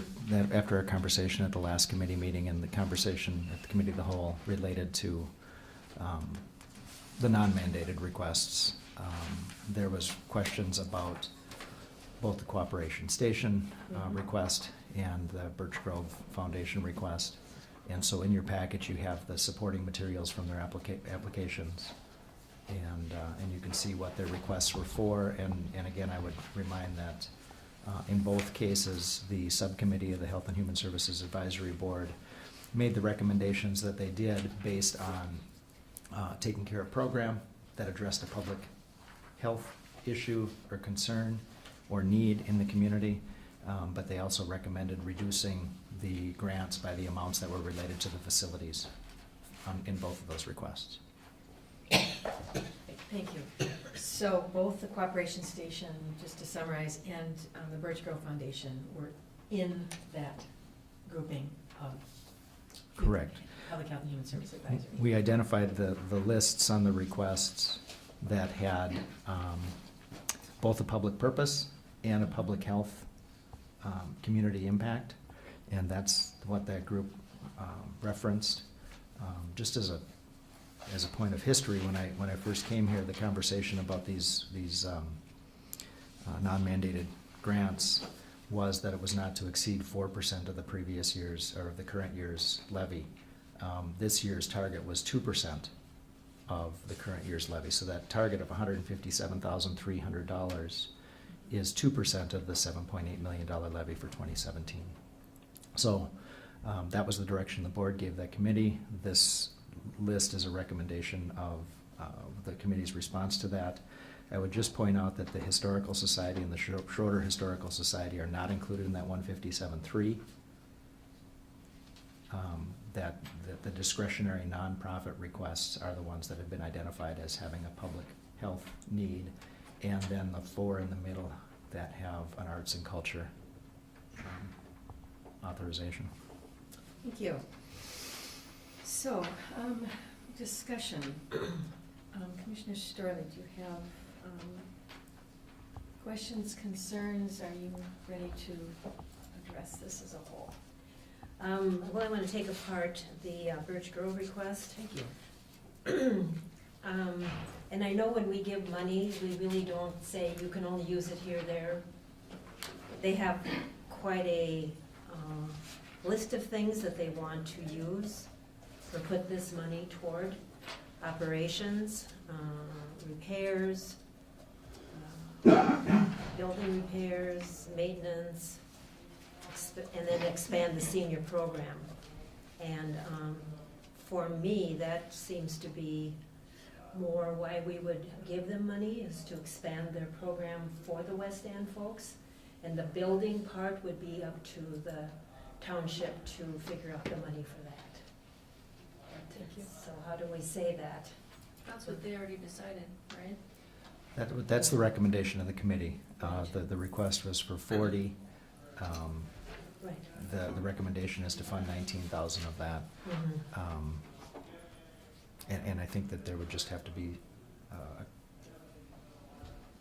a communication of that message Mhm. at the point of the budget being approved. Right. So that's why I brought it up, is Yeah, for us to appreciate that. discuss it too. Yeah, If anybody thank you. has any thoughts on that. So, to clarify, the 19,000 that we would be recommending would be for programming. Excellent. Senior programming. Senior programming, yes, great, thank you. That's really helpful, thank you. Commissioner Dukirk, did you have? Commissioner Storley is correct, we can't tell them what to do with it, so we just hope that that's what they use it for. I mean, we can say we approve it and we support your work and we hope that you will continue to expand the senior programs. Would be. but we Being a can't. senior, I go to the programs, so. Being that I can be support helpful you. there. I can be helpful there too. Yeah, but, I know, yeah, it's a huge investment and right. we trust our partners to. And you know, they're just it's a whole new system since August 1st. So We Connect no longer does any of the programming. They were to form a committee to work on senior programming and senior development. That has not come together yet. But hopefully with the money that we would be appropriating, that would encourage them to be more involved in getting someone in charge of doing that type of programming. And everything that is going on right now is to be there for a year. So next August, they will make a decision about where they're gonna go with different phases of this building and with the programming for the seniors. And so this would be definitely a good start for them to get involved with going forward with something organized. So I have a question about designating funds. Why can't we designate these funds specifically for programming and not capital? I don't understand why we can't. We can do that. Why would we not do that? I don't know that we couldn't transmit the grant award with that That communication. accountability piece And needs to be for programming. You could ask for a report back. I think that makes sense too, a report back. The grant application does have within it a report back of the impact of the use and the impact of the funds. And if we transmit that this is the use that we're supporting through this grant for this public purpose, the worst thing that happens is they spend it on something else and their impact letter is not consistent with what our direction was, and then we have the ability to review that next year. Yeah, exactly. Madam Chair, I mean, their integrity is gonna be important in the future. The way they designated here, half of what they first requested, 40,000, half would go for some of these improvements, the other half would go to add programs aimed at keeping people active and getting people out of the house. This takes some money to contribute toward community service. And the center is the anchor, and they want to assist the West End in any way they can with that area of service. Commissioner Rashid? Yes, and I think what Commissioners, Storley said that, I think it's the township's responsibility to deal with the operations of that the way it's set up right now, and so that I don't think it would be appropriate for them to use it. But I think the programming is important, and especially for senior citizens. Seniors and youth. Thank you. And it's not like we're leaving anybody out in the age bracket, because we do the recreation program for the children in the summer. That's right, that's the confusing part. Right, Birch Grove, right. there are two events, the community, Mhm. Birch Grove Community, Birch Grove School Recreation, yeah, and Birch Grove Foundation, so. Yeah, and we already do have activities like pickleball and volleyball, which is ageless. Anybody can come in and participate in that event, and in the summer there's tennis, and so, yeah. Great. Thank It's you. the West End Hub Center. Yeah. For people to come together, both, each age, young and older. Great. So are there any more questions, concerns about Birch Grove Foundation? Okay, we can rest with that one. The other one where there's been some concern has been the cooperation station. Any concerns with that request? Commissioner Bishop? I do have a problem giving them $10,000. I would, if it's for educational purposes, I'd like to see that money go to higher ed, where all the other daycare providers can access it. And then I think Myron said they had some stuff at the YMCA for training and whatnot. So, Other comments about would spread the money out a little bit more, having one area like higher ed involved. Mm-hmm. I don't want to pin it on them, but it certainly comes under education. Mm-hmm. So, otherwise it would involve Cooperation Station to head it all up and to, you know, see. It's another burden. Right. Commissioner Kirk. So are you recommending changing higher ed's back to the 15 they requested instead of the 13.5 that's allocated? Oh. That was sounding more like a request to move that 10, making it 23,500. I don't know that we can do that since their request was only 15. Madam Chair, Yes. I don't know that we can do Yes. that. I think we just have to evaluate the request that we have in at this point. I do think there's an opportunity, and I do know that there are funding agents who want to help with the daycare program in the community. But at this point, we really have to look at what our responsibilities are, and our responsibilities through Health and Human Services are in the licensing area and making sure that that standards are met. We've had conversations and we've looked at the different scope, and then, we've looked at the possibility of the county being more involved in providing daycare services and decided not to go that way. That doesn't mean that we couldn't facilitate a conversation. If we're not gonna allocate this $10,000 now, then I think we just move the conversation forward and try to help somebody come up with that.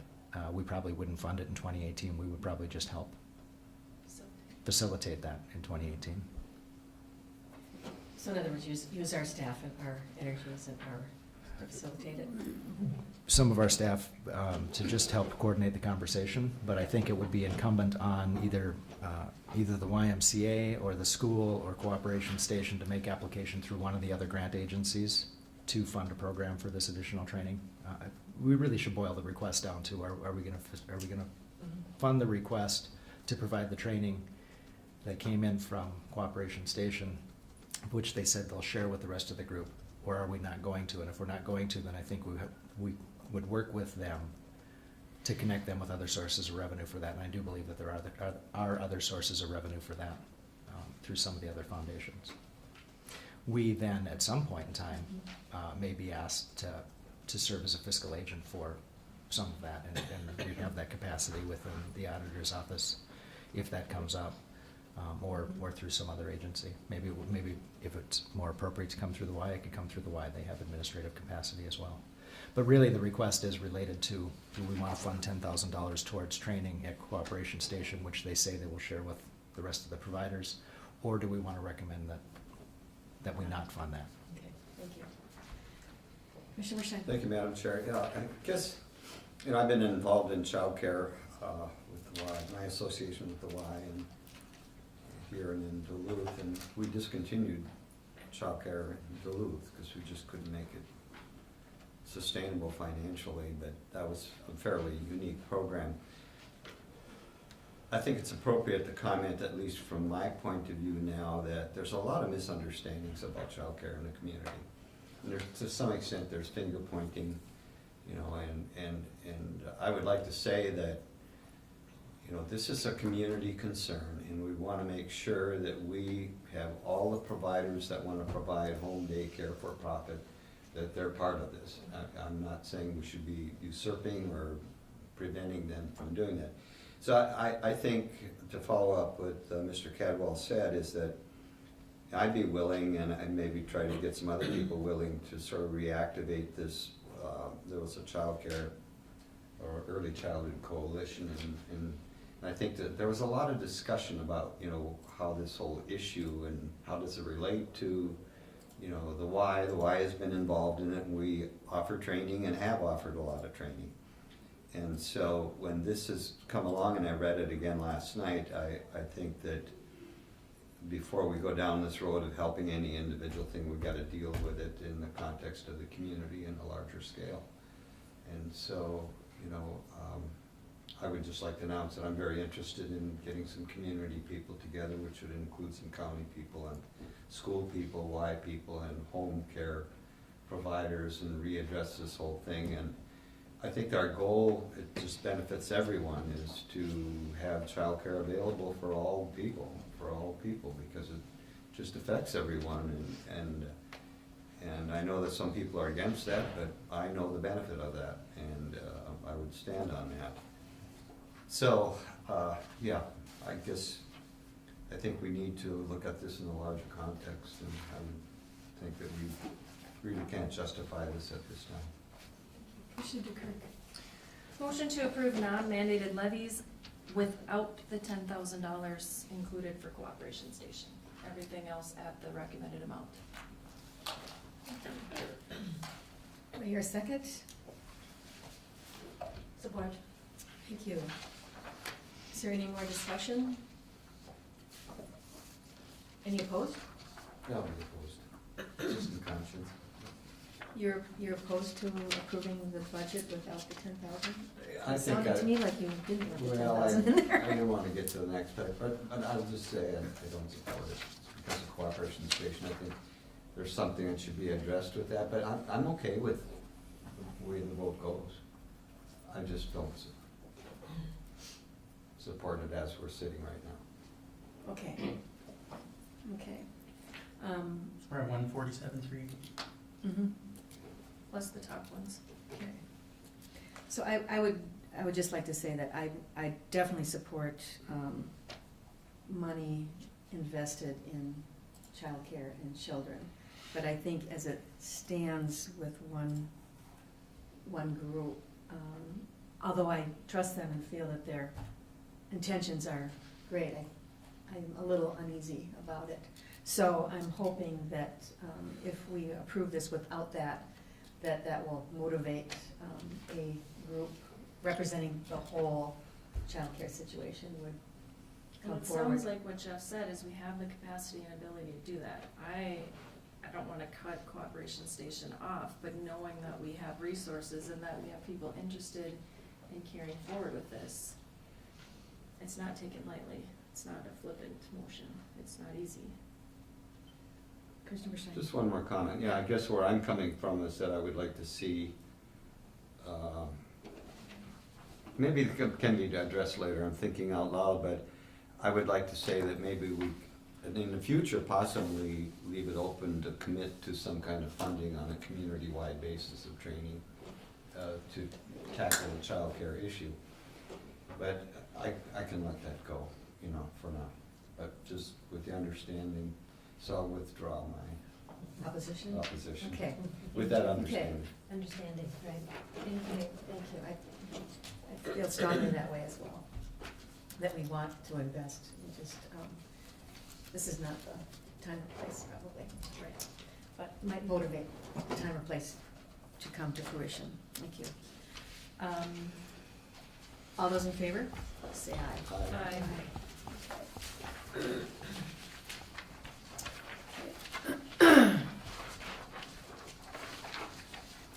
Okay.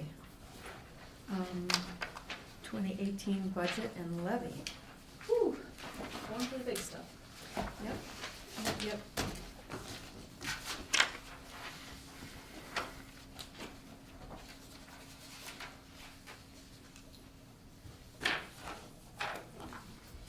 Conversation, comments? Jeff, did you wanna? Thank you, Madam Start Chair. the conversation. Again, after our conversation last night, and I know that commissioners have been receiving comments from members of the public, I think today we really need to decide, do we have a plan that we're going to support, or are we going to make a change to the plan that we've been carrying through since September? We do not have a budget any different than what we presented last night, because we haven't been directed to come up with a budget, and other than Right. supporting the full programs and services. I will make the comment that I've made in a couple of meetings, that cutting costs doesn't balance the budget. So if our goal is to balance the budget, then one way to balance the budget is to match the revenues to our programs and services. The other way is to match our programs and services to our revenues. Right. But cutting costs and eliminating any, every time this jail RFP. We're finding room in our budget for the jail RFP because we didn't fill positions. We have $50,000 planned for our maintenance budget for all of our buildings in 2018, and it's not enough. So if we're gonna make a change to what we've proposed in our preliminary levy, then I'm gonna come back with a recommended list of programs that that we should do without. So, balancing the budget really means balancing program versus levy and not cutting stuff. I know that there's been the conversation about cutting costs that we had identified for the highway department. If we cut those costs, we're really not cutting the costs, we're just deferring the costs. So if we're gonna cut $270,000 from the budget, then we have to cut $270,000 from the program. And I would just make that conversation so that we do that, and your conversation should be about the programs and the services that we wanna provide. Again, we heard last night, we heard mixed conversations. At one point, we heard people saying that our staff shouldn't be driving all over the place, really. They shouldn't be taking the cars and they shouldn't be spending the gas. And then at the same time, they're saying we should be spending the gas money and we should be driving out with cameras and doing this stuff instead of buying the services. And if you have questions about the programs or the services, or if you have questions about the $845,000 that's in there for the East End Highway facility replacement, understand that's a placeholder. That is a placeholder. We have not spec'd that out. We have not designed that. We have not gotten a bid. It's a placeholder so that we can identify that we would have capacity to do those projects. When we're looking at the proposed capital bonding list next year, remember that in 2018, we may have to pay some interest on that. In 2019, we're actually going to have to pay principal and interest on that. So cutting expenses this year by $270,000 instead of taking that and putting that into the fund balance in the highway department doesn't save us money, because then we have to add it twice in 2019 when we have to buy equipment and we have to pay those debts. So I will just ask the board to have their conversation related to programs and services, and if you want to direct us to come up with a lower budget than what we proposed in September, that we're going to have to bring that back to you because it's going to require some work. Thank you. So the conversation that we need to have is, if we're not willing to accept the budget as it is, what services are we willing to say we can live without? So, Commissioner Deschamps, would you like to start? We can go around many times, so if you want to pass for this round? No, I'm gonna Please. go. Okay, go. On the highway department budget, that $270,000 is equipment that they wanna purchase in the future. It would be sitting in a fund there. Well, we're sitting here paying for 2 graders now. That money would be freed up in a few years, and you wouldn't need this $270,000. And I think with our new engineer, when we get a new engineer, we have to revise our equipment replacement thing here, because we're getting rid of good equipment way too early. I believe their pickups are 10 years or 7 years, 100,000 miles. I drive pickups with 200, 300,000 miles on them. They work just fine, So, trying to say that we're gonna lose services, cutting that $270,000 is a false statement. That's a slush fund for them to buy new equipment with. And we had that discussion at the highway department already. We had that discussion when you bought that dump truck that they had to come back to fix. We did, with all due respect, though, we've spent down the fund balance in the highway department, and we have nothing left in reserve. And to run a $5 or $6 million operation without a fund balance without a designated fund balance is a problem. And of course, we can cut spending.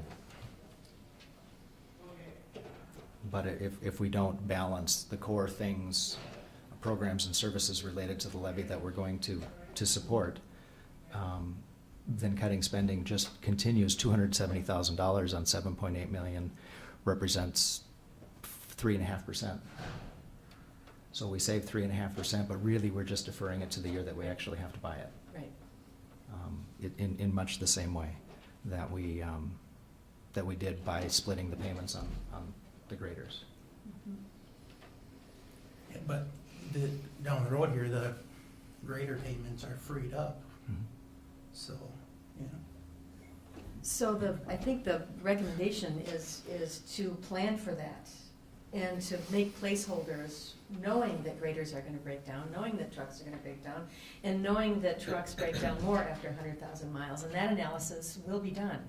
And we'll create that capital plan. But what we're trying to do is create some stability in the budgeting process and some sustainability in the levy process, so that we don't have to, on an annual basis, go through that emotional angst, reach ground zero, because we haven't reached ground zero.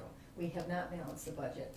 And once we balance the budget, then we can talk about small 4 to 5% increases annually, which are based on real costs.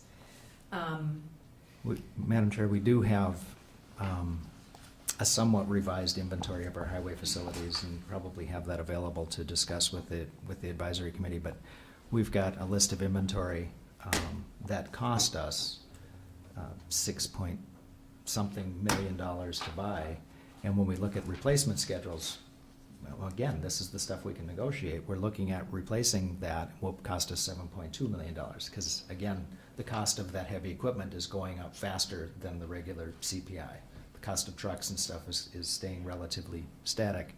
So if we take that $7.2 million and we divide it over 12 years, maybe it's not 12, maybe it's 15, but it's still 600,000 or 500,000. We wanted to, the reason for putting this capital equipment program in place was to space out those purchases so that we didn't have 0, 0, 0, 2 million. Right. And one of the things that we have to do is we have to understand that within a capital equipment program, if we're saving up to replace a piece of equipment that has a 15 or 20-year life expectancy, sometimes we have to put money into that fund balance.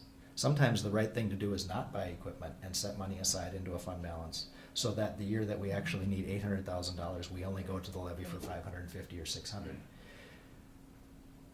We don't have that. We're working on that. We're going to be reviewing that with the advisory committee, and I'm simply suggesting that not having a fund balance is not a good thing, and that cutting spending doesn't necessarily balance the budget. Commissioner. So since I've been elected, in our efforts to save money, we put off purchases, which I think we did it twice, and both times we ended up with a $40,000 and a $60,000 repair by waiting a year. And we didn't have a fund balance to cover those repairs. I don't see this as an all or nothing. We need a fund balance at the highway department. We have said we're putting off buying equipment. And so instead of spending the $270,000 on equipment, we're looking to have that fund balance to cover if something happens to the equipment we're not getting rid of. Is there somewhere between 0 and 270 that we can still safely cover expenses when things break and still reduce a little bit? But we don't have an engineer to give us that wise information. There certainly is room. I mean, 0 and 270 are not hard points. There's certainly an opportunity to do something different with that. One piece of equipment that was on the agenda to buy, on the schedule to buy in 2018 was a tractor that was valued at $140,000, and we said we didn't need to because the current one is good. So 140 is roughly halfway between there. Setting that aside is a step towards that. So it's the process of line iteming out expenses that we went through last December did not balance the budget. That's the reality. the reality is that line iteming expenses and costs is not gonna balance the budget. That doesn't mean that 9.428872 is the right number. I would have been comfortable with 200, but if we can cut it in half, I'd give it back to you. And I think we're nitpicking the power of planning. And I think your illustration, Jeff, that you've given on several occasions is that had we, for the last 25 years, operated with a 4% increase, we would have $27 million more than we do today. So that's what I'm advocating for. The power of planning will save the taxpayer millions of dollars in the next 25 years. That's what makes sense to me. So I think this discussion will continue, but are all the folks from the library here? Fantastic. If you wouldn't mind presenting 5 minutes early, we're ready. You guys have our budget spreadsheet. Yes. Just hot off the press this morning is the new strategic plan that was adopted by our board last night. I thought you all might be interested in seeing that. Thank you. It doesn't still feel warm from the printer, but almost. I don't know, should we taste it? Yes, I will taste it.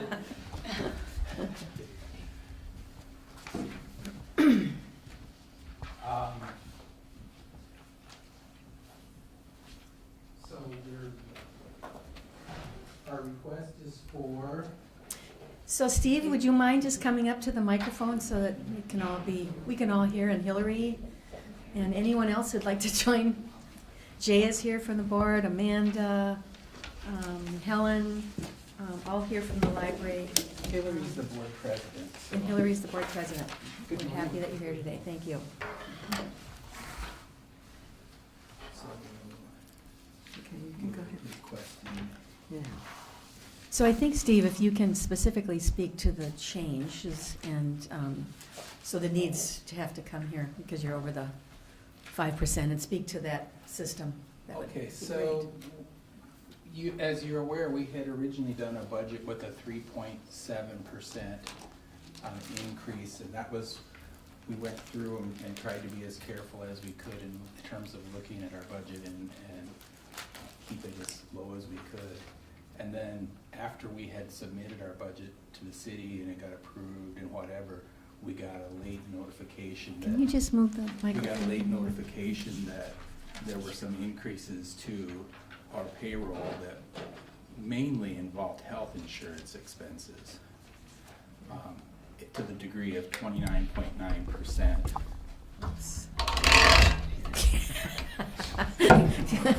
I know you're not getting Yeah. it done. Go- Sorry, I didn't mean To the to. level of 29.9%. So I talked to Mike about that, and we went back to the board to ask them what they wanted to do about that. And the board then came up with this revised budget that then we resubmitted that has an 11.69% increase on it. Right. I think from the board's perspective, we really didn't have any other choice because anything that we can control, we control, but we can't control health insurance premiums, and that's what really pushed us over this time. Otherwise, we were coming in, as we said we would, with a very reduced budget, with a request which was 3.76. We would have been within what we said we would come back with. And then the city said, oh, our health insurance premiums. And we said, oh. So that's why we're back here. And that's why the board had to approve that increase. So we're hoping that you understand that some things, many things are beyond control, and one of them is health insurance premiums. Thank you, Hillary. You're welcome. So questions and comments, Commissioner Storley, questions and comments from the library? Thank you. So, your total request is, with the new health insurance added in, is $174,895. Okay. From 156. Oh, your copy is not. It's very black, Yeah, yes. so 156, 590 to 174, Okay. so this is the That's our difference The of, 13? yeah, 13 is Okay. the new And that's the, addition over 37, yeah, Okay. to the 37. percentage increase is 11.69. Right, Okay. that is correct. From last year. Yeah. Yes. Okay, thank you. Okay, thank you. It works out to be an $18,304 And 50 and cents. 50-cent increase. For each entity. Thank you. And again, how many employees? There's 5.1 FTEs. 5.1. Does that mean half-time? There are several people who are part-time, Part-time. but that's the They're full-time. not included. That's the Full-time full-time equivalent. equivalent is 5.1. Okay, thank you. Thanks. Commissioner DeKirk. And you follow the same insurance contribution as the city, right? Yes. Yes. We're Yes. We're city employees, Yeah. Yep. so all of our human resources, all of our HR stuff runs through the city. Thank you. Commissioner Bershine. Just one question, I think it's obvious, but I just want to make sure. So this increase is based upon the health insurance costs? So there were- So when you put this out, we're absorbing half of that increase and the city's absorbing the other half? Yes. That that's is correct. So that's the basic difference? The entire budget's that way, Myron. There's a joint powers Sure. agreement between the county and the city, and the agreement is that the city and the county fund the library 50-50 exactly to the penny. Thank you. Thank you. Commissioner Deschamps. How many people use the library? Last year, the last few years, our foot traffic is about 74,000 people per year. Wow. Wow. It's huge. For a community this size. That's the reason we get the 5-star designation every year. It has to do with the level of usage by our community relative to the size of the community. It has to do with the number of books that we circulate relative to the size of the community. The number of people who come to programs relative to the size of the community, the number of programs we have. Last year, our consultant, when we were doing strategic planning, counted them up. She said we had 114 adult programs last year, which is more than 2 a week on the average. All those things go into it. Now, we're gonna hear Friday whether or not we made our 5-star status for the 10th year running. Wow. And we expect to do that just based on the metrics. If we do, we're one of 13 libraries in the country who can say they've made their 5-star status every time. And it has to do with the fact that this is a community that loves its library. They love it and use it, they love it and fund it, they love it and participate, they're big readers. I fully expect we're gonna get the 5-star again. I also think too, and it's really important for someone like myself who lives on the East End, and that one of the things we're really making more people aware of, and if you look at our strategic plan, we're really focusing on outreach again. And I think it's really important that outreach is a important piece, whether you're west, east, or up the Gunflint, that we make sure that people can participate in the Y. We have our great mail a book program. We've been doing a lot of promoting that so that the library is accessible. And then the question is that we're going to be focusing on this year is how do we continue to bring services that go outside of the main facility here. Thank you, Hillary, and I know that you're on the Y board too, so you said Y, but I know you meant library. Yes, I did mean library, thank you. Well, I focus on both of them getting out to the other end, thank you. Yes, awesome. And you may have seen some stuff about Mail-a-Book that's been happening already. I've been working with Arrowhead Library System to help them begin promoting that and marketing that. One thing that's coming, they're expecting shortly after the first of the year to do a blanket mailing for the rural part of our county so that everybody, every household, every mailing address gets a Mail-a-Book catalog. And we're trying to get some of the front end promotion done before that so that people understand what that is when it arrives and will know what to do with it. And then we'll be working with people to help connect them to that. So Mail-a-Book is a service that's available to any box holder in Cook County outside of Grand Marais. And also then inside Grand Marais, it's available to people who are residential facility, so like nursing homes, long-term care kinds of facilities. The people who live there are also eligible. And it's a program where they can request a book by mail or through the computer. However, it comes in the mail postpaid, and it comes with a postpaid envelope to return it so that there's no cost, direct cost to the user on that. This is a program that's been around quite a while. There are a few users in Cook County, but it is not as widely used in the county as one would hope it is. So we're hoping to help raise that up, and that's one of our major outreach efforts going forward. Thank you. Commissioner Kirk. I was gonna say, I know quite a few people up the trail that get a Mail-a-Book, Yes. so it is used. And I have a disabled sibling who doesn't live here in Cook County, but she uses the library system where she's at because she's disabled and it's the easiest resource for her.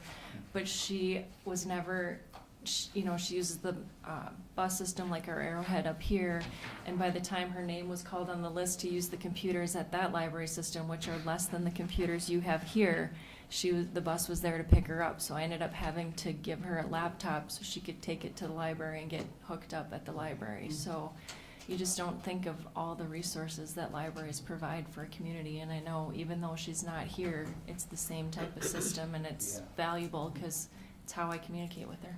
We're so lucky to live in Minnesota where we have such wonderfully developed resource sharing amongst libraries, centered in the Minitex service down at the University of Minnesota that goes back until the late 60s or early 70s. Very few states have that kind of service in their states, and it makes it so powerful for the delivery of all kinds of things. It's really wonderful. Commissioner Kirk. Motion to approve library budget as presented. Thank you. Do I hear a second? Support. Thank you. Are there any opposed? Madam Chair, Yeah. just to point it out, in the joint powers agreement, in case we were to object to it, according to the joint powers, we Okay. have to make that objection in writing to the city by September 30th, just for future. Okay, so we have to approve it. That's what you're saying. We don't have any basis of it, it's not too- Okay, thank you. Just Thank you, Brady. Okay, for future. we have a motion and a second. Are there, I already asked if anybody, are, all those in favor say aye. Aye, thank you. Thank you. And I We are encourage so everybody- lucky to have such a great library. We are. Five-star library for a We're very community lucky. this size. Wow. Very, very lucky. I would encourage everybody to take a look at that strategic plan, and if you have questions, please talk to me. And I just want to comment, a lot of people that were here last night are concerned that we don't care. It's like, we put action behind our caring. We serve on all the boards that are in this community, and we contribute a lot of energy to those boards, and we care a great deal. And this is one of the ways that it comes back and shows the care of this community. Thank you. Thank you all. Okay. All right, Brady. Madam Chair, just in regards to the comments about the highway fund balance, Yes. we still have an old policy in place that we haven't followed in ages, but it says that the highway department should have a fund balance about 60% of its operating expenditures, and that means historically we just eliminated the construction since that's largely funded. And at that rate, we should have almost $2 million in that undesignated fund balance. And we had 500 and some thousand at the end of 2016. So just for their daily operations, even if we revise that 20%, if we get 20%, that would be, on today's proposed budget, that would be about $770,000. Which accounts for that 270 we're Which talking about. is in the very meeting. close to the, if you kept the 270,000 in there, just to bring that fund balance to, let's say, a reasonable number that, Thank you, not the original policy number, but still considered a reasonable I mean, number. in this day and age, that's probably a little high anyway, the 60%, but. Great, so 20% is not high. Thank you. We did one year with $99. It was a little scary. Okay, so, back to the conversation. Let's see, we've covered EDA, library, fire department's non-mandated, and the remaining subject is 2018 budget and levy. So back to that conversation. Well, Madam Chair, Jeff indicated that maybe he could go back and do some other tweaking in some areas. Are you still willing to do that, or do we need to have it done? That's the I think we question. need to direct him, I mean, if we're gonna set a lower levy, we need to tell him that we wanna reduce services and at what level. Mhm. I mean, that's the tweaking, you're on the budget committee, you know you've tweaked it until there's no more tweaking left, so. I guess I would put this out to Brady. I know we have 7 million in our fund, slush fund, reserves, is that what you call it? Let's not call it slush fund. It's a reserve. Yeah, it's the general fund reserve, this is the undesignated, set aside legally or otherwise. That we can use for emergencies, et cetera. And it seems like when we have our TNT, someone comes up with, can't we use some of that? I know it's been for 3 years that I've been here. And I know that you have really emphasized we want to have the triple rating on it. We want to keep it in case we ever have a situation like we did in 2008 with. Correct, that's, there's no set number for the rating agencies for bonding, but we know from recent ratings, they're keeping a very close eye on that. It's more important for a small county like us, isolated, the kind of economy we have. They hold our fund balance in a higher regard than they would somewhere else. And we know that they're watching what direction it's going, even though one of them one time set 75% as their goal, and I know that's not some hard number, but they're keeping a very close eye on the direction. Plus, we know things are coming down the pike, or possibly are. We're looking at federal deficits, a state that doesn't keep a fund balance, and they turn and pass it on to us when that happens, so I certainly wouldn't recommend going there. And Jenny, I'm really sorry we used it all up before you got here. Me too. Madam Chair and Commissioners, that we have one other fund balance policy that we're in violation of that we haven't discussed, and it comes out, there's a policy, a written policy that says we're gonna maintain 50% of our total budget in fund balance. And I believe we fell below that 1 or 2 of the last 2 years. We have one of them, I mean, it was a technicality that our BWC money came in a month late, and our state auditors would not include it, But if we're going to have conversations about fund balance, then we really need to bring them back and have conversations about our fund balance policies.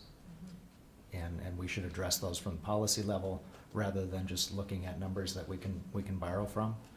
And part of why we've fallen below the 50% is because we've run down the public health fund balance since I've been here, and like Brady said, the 2 million that we should have in the highway department, we don't have. So that's where that comes in, is that if one of those groups has a situation, like let's say out-of-home placement skyrockets, they're not gonna have the resources in their budget, so they're gonna come to the general fund balance to take care of that. So, Commissioner Bershine. Yeah, thank you. What is our most up-to-date fund balance now in a percent? The only one I would put any reliance on is the last audited fund balance. It's about $7.5 million in the general fund. Everything else is based on what's happening with current cash, and you can't really know that without all the adjustments. So what does that come to in percentage? Depends on what you're placing your percentage against, but that was fairly, Based upon the policy. yeah, with the rating agencies, that's very close to the 75%. Okay, that they- that's, Yeah. one time it was 77, now it's about 75. Thank And you. that's a moving target, and I think the issue is not about, yes, we need a policy about fund balance, but the point is, we haven't balanced our budget, which has nothing to do with fund balance at this point. Commissioner One more Bishop? question, Yeah. follow-up. Trying to think out of the box, which is dangerous, but could we take board action to transfer money from the general fund balance into the highway department balance? Oh, of course. Okay. We do that when they have an emergency. I mean, we're dropping below 75% which is what the bonding agencies look at. I mean, Brady, what's your opinion on, I mean, are you talking doing that today? Or just in Well, general? I'm just thinking, Okay. well, I guess I'll just say what I'm thinking. Whether we have it in a general fund balance or if we have it in a highway fund balance, I guess what's the difference? Except that I know that if we have it in the highway thing, we're designating funding to the future. What I am thinking is we're looking at a lot this year, and I'm advocating for, balancing the budget. And I'm pretty much at the point where I think I would advocate for the service level that we're looking for. And so when I say that, then I'm looking at, well, where can we go down from 19.9, and then it looks like, it's a what-if scenario. What is the least restrictive in looking at our goals? And so I'm looking for, some way to reduce the levy, but still deal with our equipment needs. And it seems to me that it's a matter of thinking. Commissioner Dukirk, the fund balance isn't designated money to use for something later. The fund balance is designated money, so when the bad thing happens, we have a net. I know that. Okay.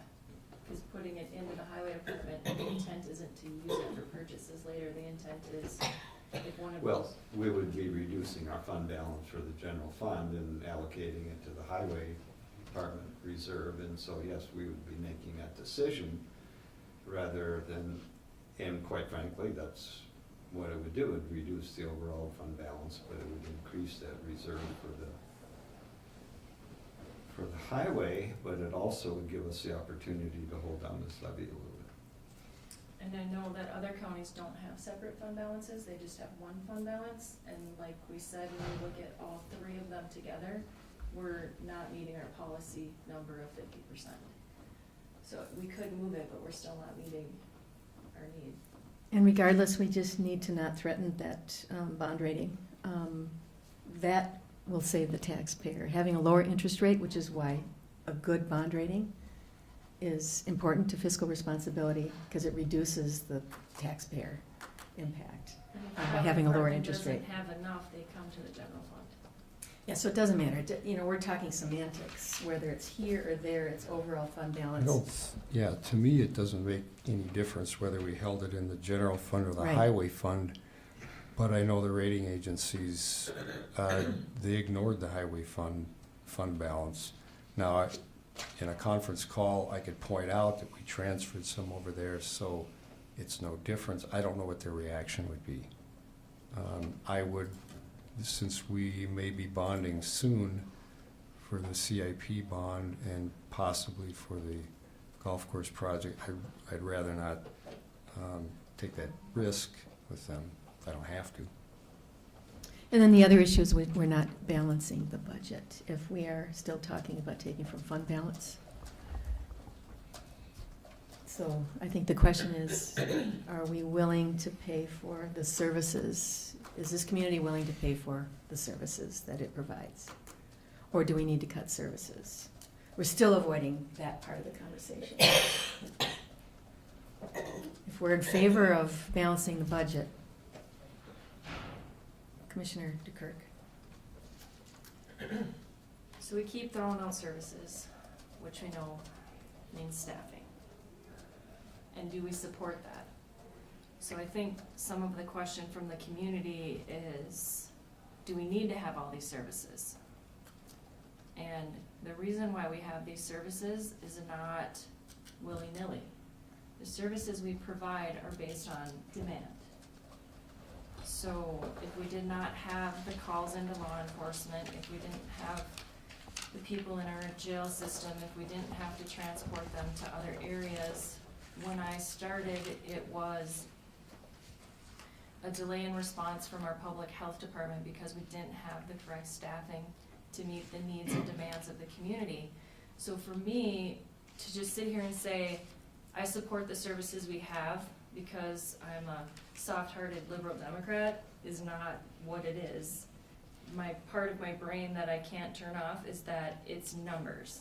And there are numbers of people who are requiring the services that we provide. And I also know our staff, and I know that if we, as a board, decide to reduce the level of service, unless we specifically say to the highway department, you don't plow our roads between these hours, and we say to our law enforcement, you don't put people on duty between these hours, the community is still gonna ask for the services, and the staff is still gonna provide them, but with less people. And then we're gonna be in the situation of overtime again, where we have 2 or 3 people covering 70 or 80 hours a week of work because the demand is still there. So, Which costs us more. it's not even if it costs us more. I mean, it costs our staff more emotionally and physically on the demands that they're required to provide. And I'm not saying that our staff doesn't say no either. I mean, our staff is really good at saying we don't have the capacity to do that, and we as commissioners are able to do that, but I can't cut services that we're using. I can't do it. So I support this levy, and I'm not gonna, I support the levy, period. Thank you. Commissioner Storley, did you have anything to add? So maybe that's what we should do. Let's go down the line, and so we'll start with you, Commissioner Storley.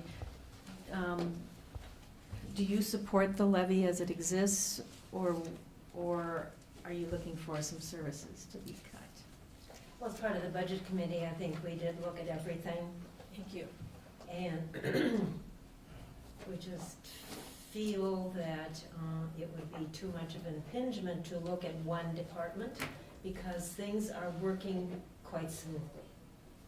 And as a board, I think that's part of our job, is to make sure different departments are working at the capacity that they've been asked to work at. I'm not saying that in the future I will support a lot, but for right now, we've looked at it. Thank you. And I think when we're talking about the future, we're talking about a one-step, balance the budget, and maintain small incremental increases from this day forward, so that in 25 years, we've saved the county a lot of money. That's what we're really looking at. And also saving the county in emotional angst on an annual basis with stability and sustainability. I look at it 1 year at a time. You know, really at this point, I'm just 1 year at a time, but with the idea that yes, out into the future, it will make a difference what we do now. And if the demand goes down, we've reduced. Our assessor's office came to us and asked for increased staffing to cover the state's demand, I'm gonna call it a demand, to get our assessments done in a 5-year period, and they beat the demand and they reduced their staff. And maybe in the next couple of years, there are technologies or resources that come out that make things easier to do. Maybe there'll be a machine, and then we reduce our staff. But right now, this is the staff that we need to have to provide the services that the community is asking for. I'm done. Thank you. Commissioner Bershheim. Well, I've stated in the past that I would not vote for a 19.9, so I'm gonna stay there, but I understand where you're going. What will you support? Well, I think take a vote, I mean, and, you know, that's what I'm saying. I'm not gonna vote for it, but you certainly can take a vote. Thank you. Thank you. Madam Chair, so how far down would you support? I don't know, I sort of tried my thing and, you know, and I just made a commitment I would not support a 19.9. You know, and, however, if the board feels that's the best thing to do, certainly I'm not gonna pour mouth it or speak against it at all. I would support it. So but 18.99? Well, yeah, I said I would not support something for 19, so I mean, I guess honestly, yeah, I would say 18.9, you know. How would we, so how would we get there? I don't know, I guess that's the question. I was trying to fish for it there for a while, but. Madam Chair and And Commissioners, that's sort of arbitrary, I understand that, but I made a commitment on that, so I'm gonna stick to that. we've discussed those options at the Budget Committee meeting. And if you set a different target than what we set in September, then it's our responsibility to bring you a budget that solves for that. And there may be options there, or we may just make recommendations that you would approve wholeheartedly, but that's our responsibility, is to develop and bring forward a budget that matches your policy recommendation. Thank you. Commissioner Deschamps? I will not support a 19.9% budget. Once again, I've tried to cut the 270, I think that'll be the 5th time on the highway department. You say we need $40,000 to fix a motor, we got $7.5 million in the general fund for that. I go through the same stuff where I work. There is a reason for that money to be sitting there. And the people that came and spoke last night, they weren't here to lie to us, they were concerned citizens. And I take that wholeheartedly. And I will not support a 19.9%. So the same question, Mr. Deschamps, what will you support? Well, you gave 270 to the highway department, you gave 100 to the EDA this morning, you know. The EDA is That not was- in that number, The EDA is part of the whole budget. but they're not part of the 19.9. So what would you support for a number?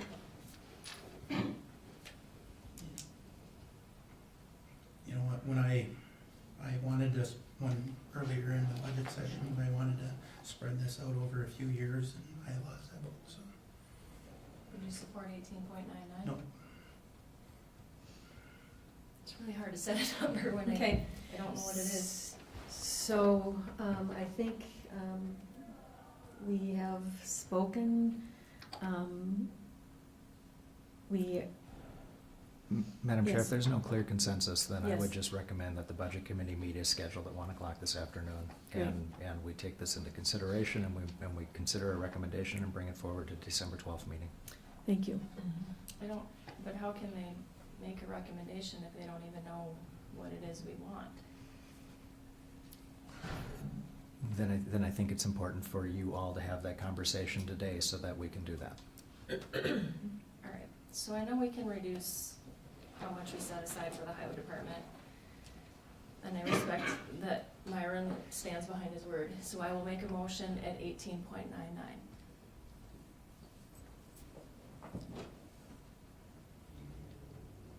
Do I hear a second?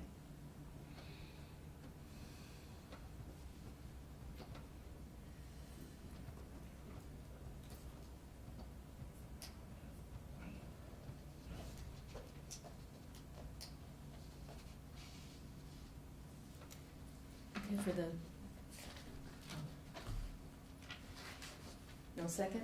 We have to have some recommendation for the budget committee. It's not fair to just send them with nothing at all. For the sake of this motion, is that what we're trying to do, is just, Whatever motion is about we're the not end. setting Yeah. 19.9, so whatever we're setting, Yeah. the budget committee is gonna have to meet and figure out how to cover whatever it is that we set. Why do we need a motion? Can't we just go ahead and see what we can do at 18.9 and If it looks like we just can't do anything with it, then we come back 1st of December and say, we've looked at all avenues and it's not gonna work. So why do we need a vote on it, do you think? Okay, well, Because I just think it's really vague for you to go back and look at the same thing you've been looking at since March and try to come up with I know you've done your work. I know where you're at, and I know you have Myron on the committee, and Myron has stated since he got here that he's not, since before he got here, that he's not supporting 19.9, so it should have already come to us at less than 19.9. And I think you should know what your challenge is, because we only have 2 meetings left. And you come to us on the 12th and you say, well, we can get to 19.2, and we say, we still don't like it. I'm gonna make the recommendation that the budget committee meets this afternoon and does one serious look at it, and then on December 12th, it will be on our agenda. Is anybody opposed to that? I'm opposed. Okay. Well, you're ready. I just, they're gonna come back and maybe they're gonna say what we need for our levy is 19.9, and we still have a commissioner that can't support that. We have 2 commissioners that can't. Well, we support don't know that, so let's give it one last meeting. I think, seriously, we've had truth and taxation now last night, we have all that's fresh, and we've had our conversation. I think the budget committee knows where each one of us stands, and you will work on that, and on December 12th, we will be ready to set the final levy. Does that seem reasonable? We'll try. I'll try. But trying is not the answer. And that's where my concern is. No, Yeah. I think, excuse me, Madam Yes. Chair, Commissioner Bershon. I would like us just to take another shot at it as a budget committee and see, because just to arbitrarily say something, you know, like 18.9 might be all right, but I guess I would like to revisit that as a budget committee member. Not that I have all the knowledge or anything like that, but I think it's a good way to process. Okay. And I think we've heard people now, and, and so let's just take another look, and maybe in a smaller group we can come up with something. It's really hard for me to make a Could motion. you guys take your conversation outside and finish? Excuse me, no offense, but I'm having a hard time hearing. It's really Yeah, hard for me thanks. to approve a levy request when one of the members of the budget committee doesn't support it. What's that? Just a FYI. I'm sorry. If one of our budget committee members doesn't support the levy presented, it's really hard for me to support it. If in your heart you don't believe that 19.9 is the right levy, then it's hard for me to support that. So please go back and look at it and bring me what you really honestly know is the correct number. Thank you. This Yes, is what you're yeah, gonna do. I'm gonna try it. I mean, I'm only one member of the committee. 50%. Yeah. Because you know you can make numbers up to make whatever you want. So. I think it's a process issue, and, and I know this is, difficult, and I have an open mind, but I had a campaign promise that I would not support the 19 So, increase. So, Okay, so the plan is the budget committee will meet this afternoon at 1 o'clock, and we will have a recommendation from you by December 12th, our meeting on December 12th, and at that meeting, we will be ready to set the final levy. Is that agreed upon by everyone? Yeah. Okay. I mean, I think we're running out of time. I don't think there are other options that we can consider. I mean, will 1 week, if we didn't decide on December 12th, we'd have one more meeting. Do you think in that week you could, let's just, December 12th, we will set the final levy, okay? Thank you. All right. Anything else? I would entertain a motion to adjourn. So move. Second. All those in favor say aye. Aye. Great. Thank you.